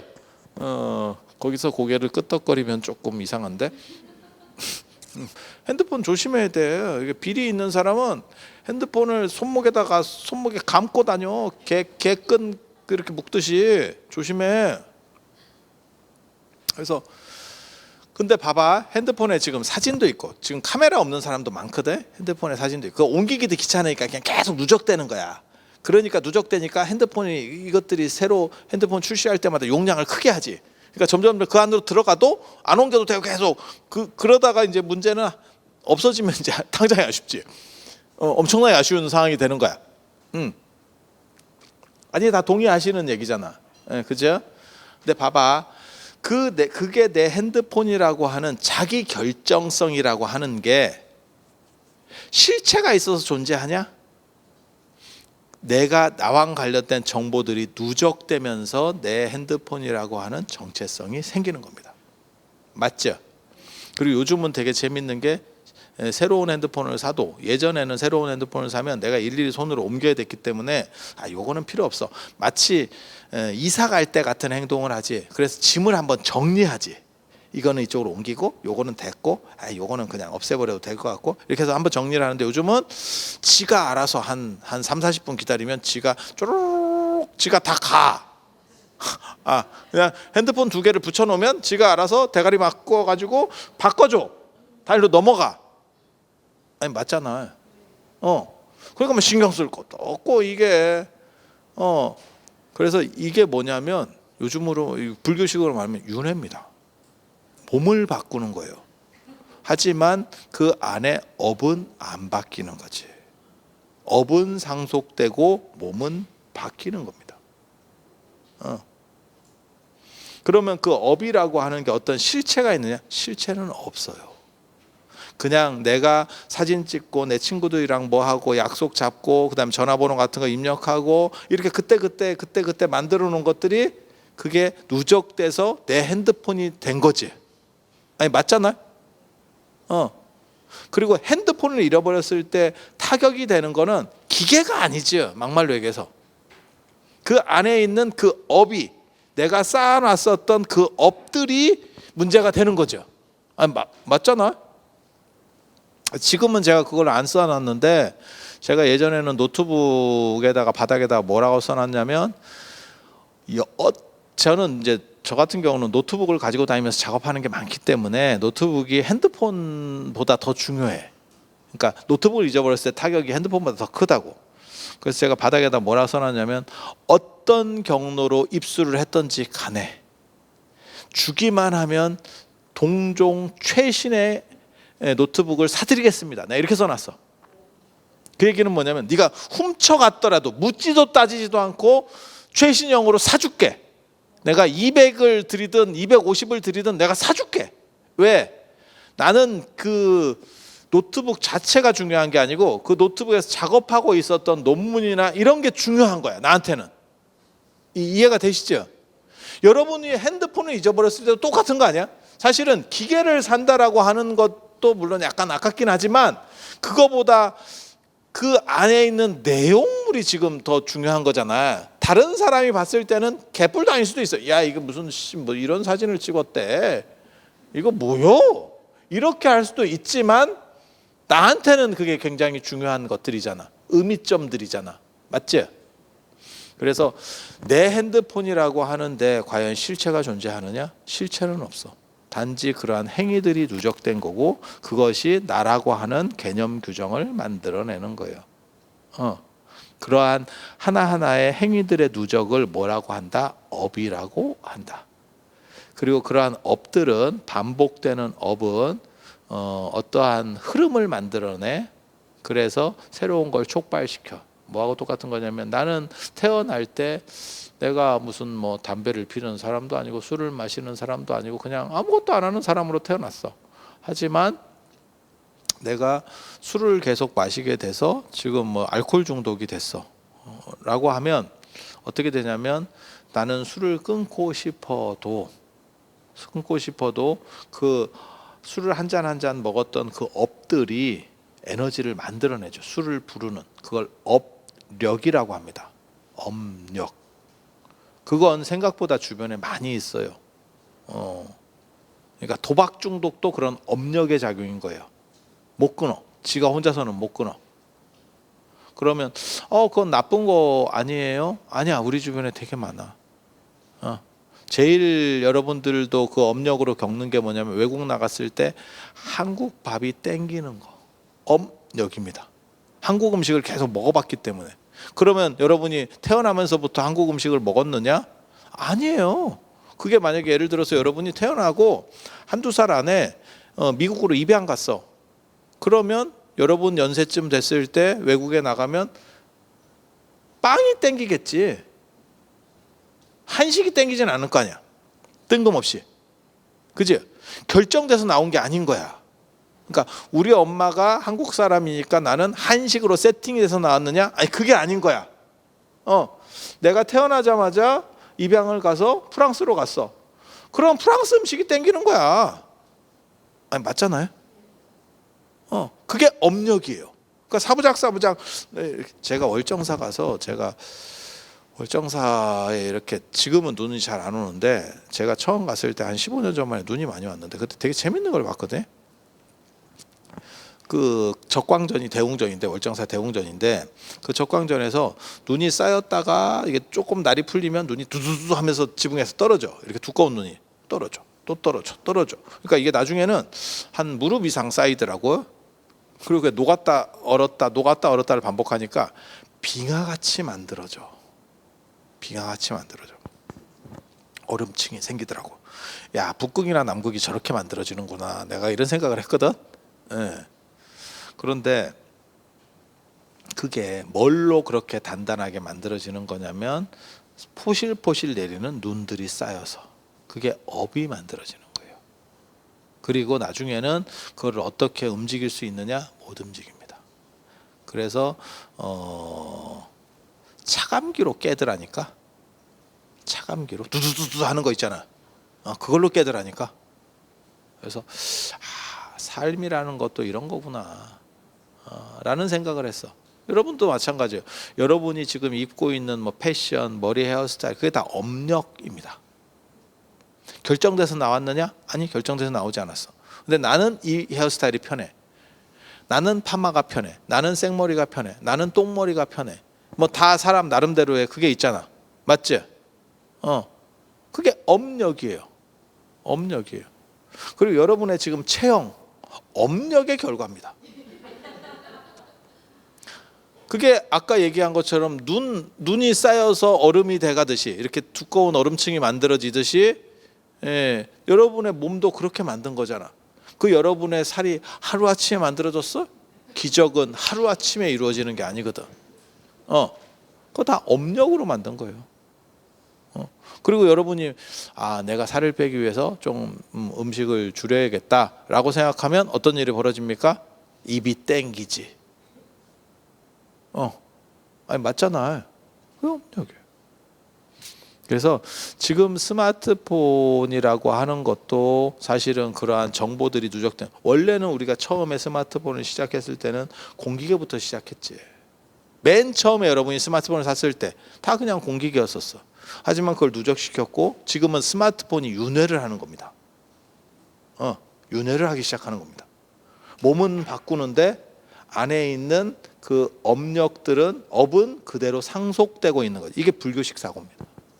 실체가 있느냐? 실체는 아무것도 없어. 거기서 고정불변한 게 있느냐? 없어. 내가 사진이 예를 들어서 100만 장이고 전화번호가 10,000개가 깔려 있어도 그건 내가 다 삭제할 수도 있어. 실체가 아니기 때문에. 고정불변한 실체가 아니기 때문에. 맞잖아. 하지만 내가 귀찮아서 안 하는 거지.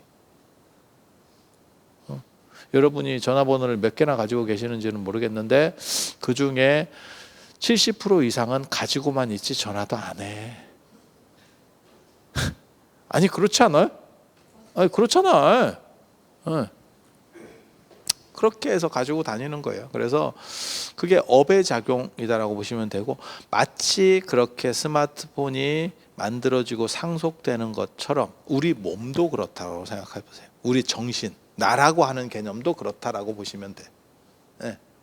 그래서 처음 태어났을 때는 우리가 뭐 한국말 하도록 세팅이 돼서 나온 것도 아니잖아. 우리는, 인간은 모든 언어 카드를 다 갖고 나온다니까. 이 안에 내장이 돼 있다니까, 모든 언어 카드가.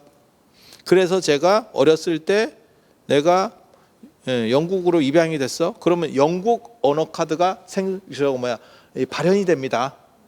그래서 그게 우성이 돼서 결국 나는 영어를 자자자 하는 사람이 됐겠지. 영국식 영어를. 맞잖아. 내가 아프리카에 태어났어.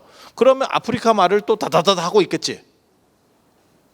그러니까 우리의 머릿속에는 모든 언어 카드가 다 있는 거야. 한국어 언어 카드만 딱 들어있으면 내가 미국으로 입양을 가잖아. 나는 벙어리가 되는 겁니다. 능력이 안 돼. 그게 가능합니까? 우리는 귀신을 못 보도록 이게 차단돼 있지. 무당은 귀신을 보지만 우리는 귀신을 못 보잖아. 그러니까 어떻게 돼요? 무당이 얘기하고 어깨에 뭐가 앉았어요? 이러면 그래요? 이렇게 할 수밖에 없는 거잖아. 근데 진짜 그게 내가 거지 같은 얘기라고 했잖아. 어깨에 귀신이 앉아있다라고 하는 거는 참 찝찝한 일이지만 앉아있는 귀신 입장에서는 얼마나 힘들겠냐고. 너 여기 이렇게 뾰족한데 여기 한번 앉아있어 봐라. 엉덩이 다 나간다. 그리고 이게 판판한 것도 아니고 이렇게 기울어져 있는데, 여러분이 이 기울어진 데 안장도 없고 손잡이도 없고 그냥 거기에서 몸으로만 해가지고 이렇게 타고 있는 거야. 뭐 카우보이처럼. 얼마나 힘든지 알아? 그 귀신은 하고 싶겠어? 한번 생각해 보면 그게 무슨 말 같은 소리야. 귀신도 편안한 데 있고 싶지 뭐 한다고 사람 어깨에 앉아가지고 힘들게 있어. 차라리 어깨에 앉아 있다고 하지 말고 목마 타고 있다고 해. 목마 타고 있다. 그러면 좀 낫다. 귀신이 목마 타고 있다고 생각해봐. 얼마나 섬뜩한가. 이놈 자식 오줌 싸지 마. 이렇게 해야 돼. 오줌 싸면 목 뒤가 뜨뜻해진다. 이런 거 별로 안 좋아하는구나.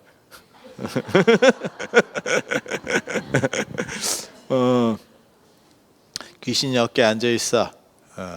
그래서 오줌 싸고 있으면 목지가.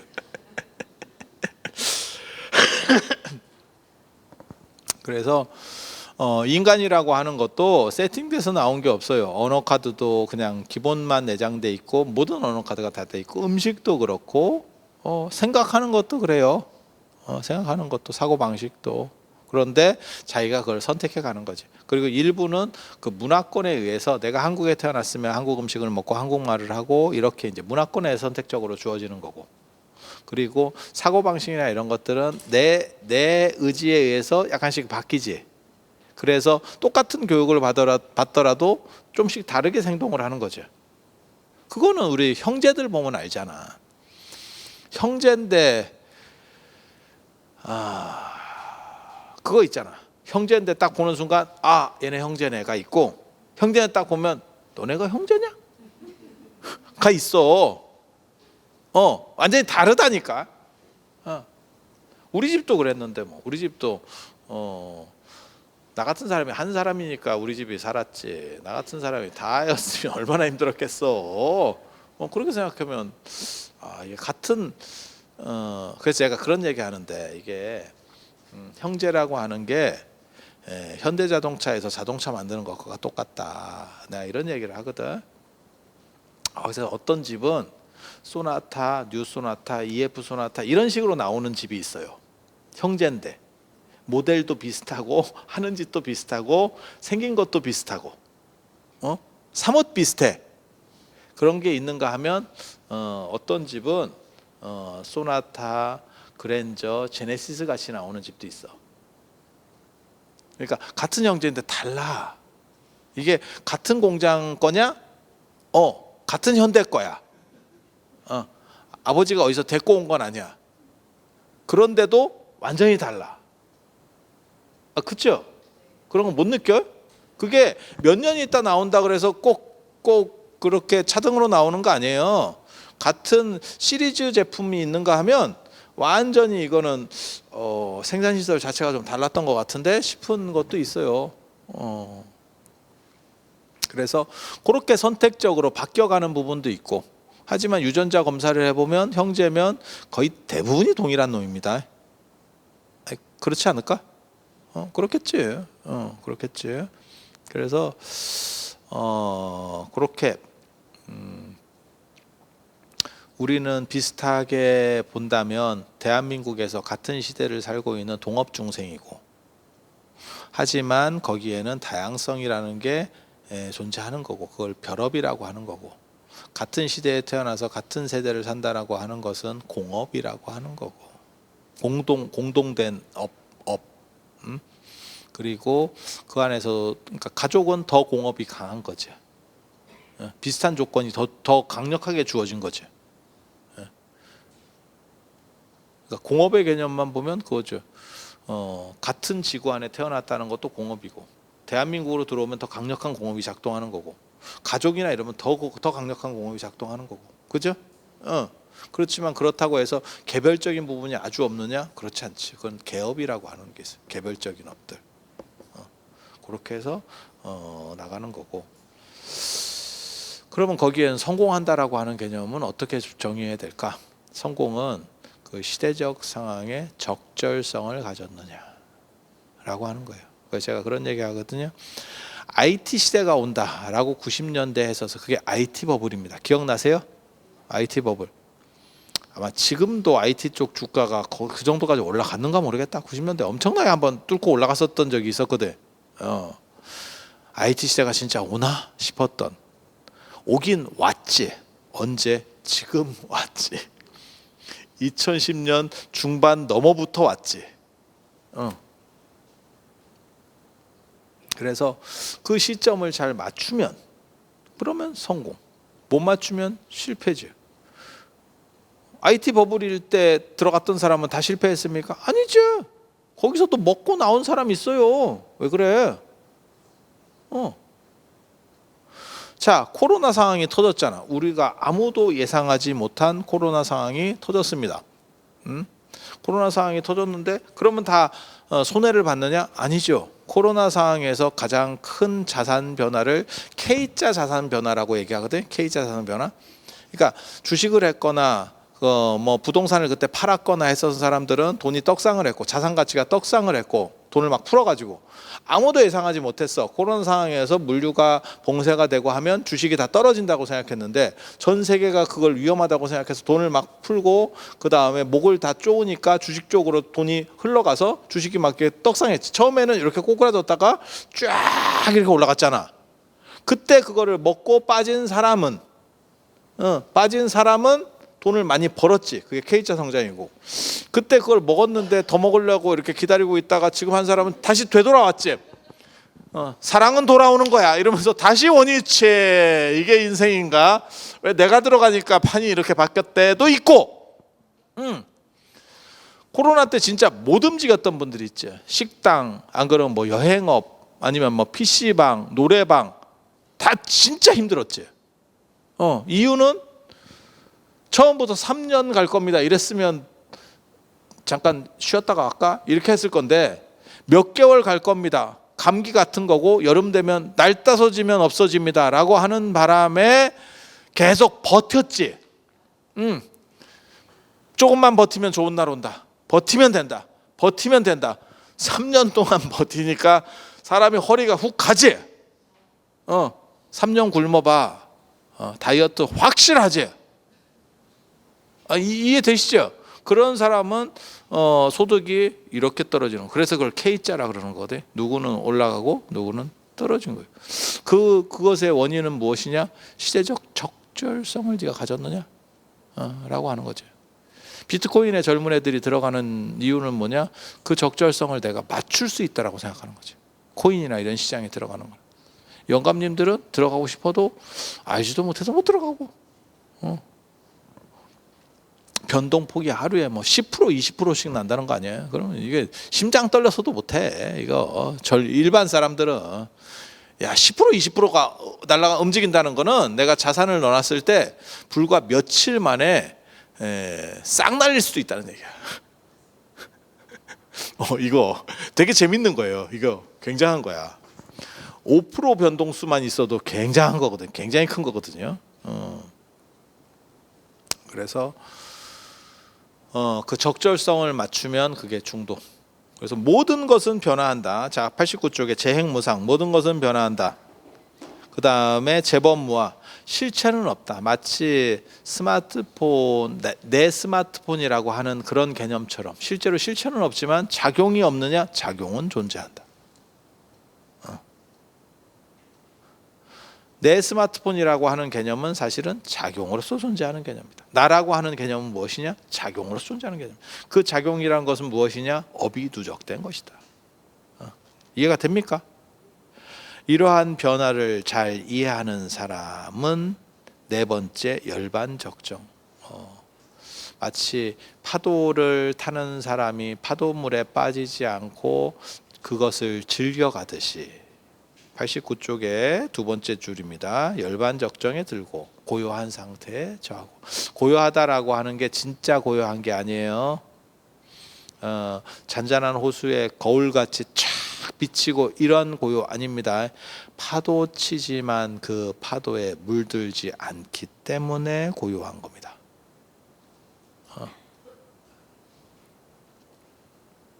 왜? 파도와 충돌하지 않거든. 마치 파도 타는 사람이 파도를 즐기면서 물에 빠지지 않듯이 이렇게. 그리고 재행무상 재범무화를 모르는 사람은 일체계고가 됩니다. 다 고통이죠. 내가 주식을 사기만 하면, 남들이 벌었다고 해서 사기만 하면 왜 떨어지고. 참 세상이라는 건 이야기가 그런 거야. 제가 생각해도 참 웃겨. 코로나에서 모든 국가들이 국경을 봉쇄하고 막 이랬었잖아. 그러니까 당연히 물류도 안 되고 뭐 다 안 되니까 여행도 안 되고 이러니까 당연히 주가는 떨어져야 될 것 같고, 그런데 주가가 올랐고, 코로나가 끝나니까 당연히 물류도 움직이고 더 뭐 관광도 활성화가 되고, 지금 우리나라에서 1년에 무슨 2천만 명이 나가네, 2,700만 명이 나가네, 전 국민의 절반 이상이 외국을 나가는 그런 나라래 이 나라가. 그런데 그러면 당연히 여행 주가가 올라야 될 것 같은데 오히려 떨어지고, 이게 뭔가 싶죠. 영화나 이런 것도 코로나 끝났으니까 뭐 CJ 뭐 저런 것들, 엔터테인먼트 이런 게 올라야다가 떨어지고, 이게 뭔가 싶죠. 그래서 그 적절성을 뭐 어떤 원리가 있겠지, 그 안에 우리 같은 사람이 그런 걸 알면 그거 하겠지. 근데 우리는 그냥 현상을 보는 사람이지 참여할 정도의 시간도 없고 돈도 없고, 그냥 피곤하고 모르겠어. 그렇게 해서 내가 들어가니까 왜 이렇게 잔인한 게임이 되는지, 이런 사람도 있는 거지. 나만 참석하면, 내가 참석 안 할 때는 해피엔딩인데 내가 참석만 하면 새드 무비가 돼가지고 거지같이 나는 왜 비련의 주인공인가? 그것도 몇 년 동안 굽을 쳐가지고 겨우 종잣돈 마련했는데. 그래서 시의 적절성을 잘 못 가지면 일체계고 모든 것은 다 고통이 되는 거예요. 그것들을 잘 적절하게 맞추면 모든 것은 다 고요하고 평안한 거고. 제가 그런 얘기 하거든요.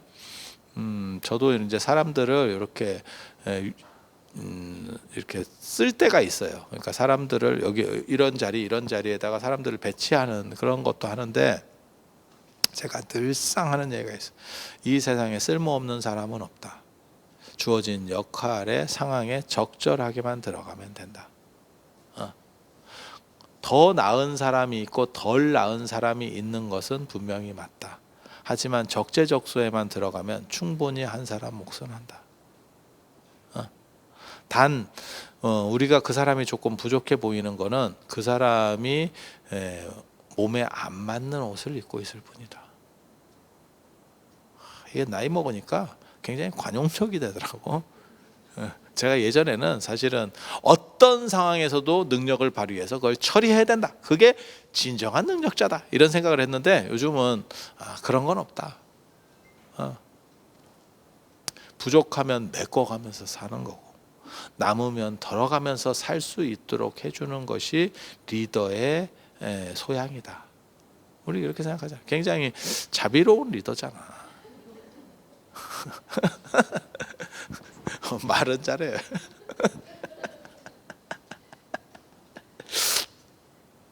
그래서 그걸 삼법인이라고 하는 겁니다. 삼법인. 그런데 왜 네 가지인데, 재행무상 재법무와 일체계고 열반적정의 네 가지인데 삼법인이라고 하느냐?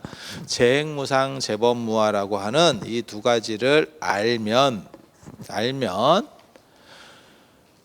그것을 정확하게 알면 열반적정이 돼서 깨달음을 얻고 그 다음에 중도를 얻어서 삶에 매몰되지 않아. 하지만 모르면 이렇게 고통만 남는 거예요.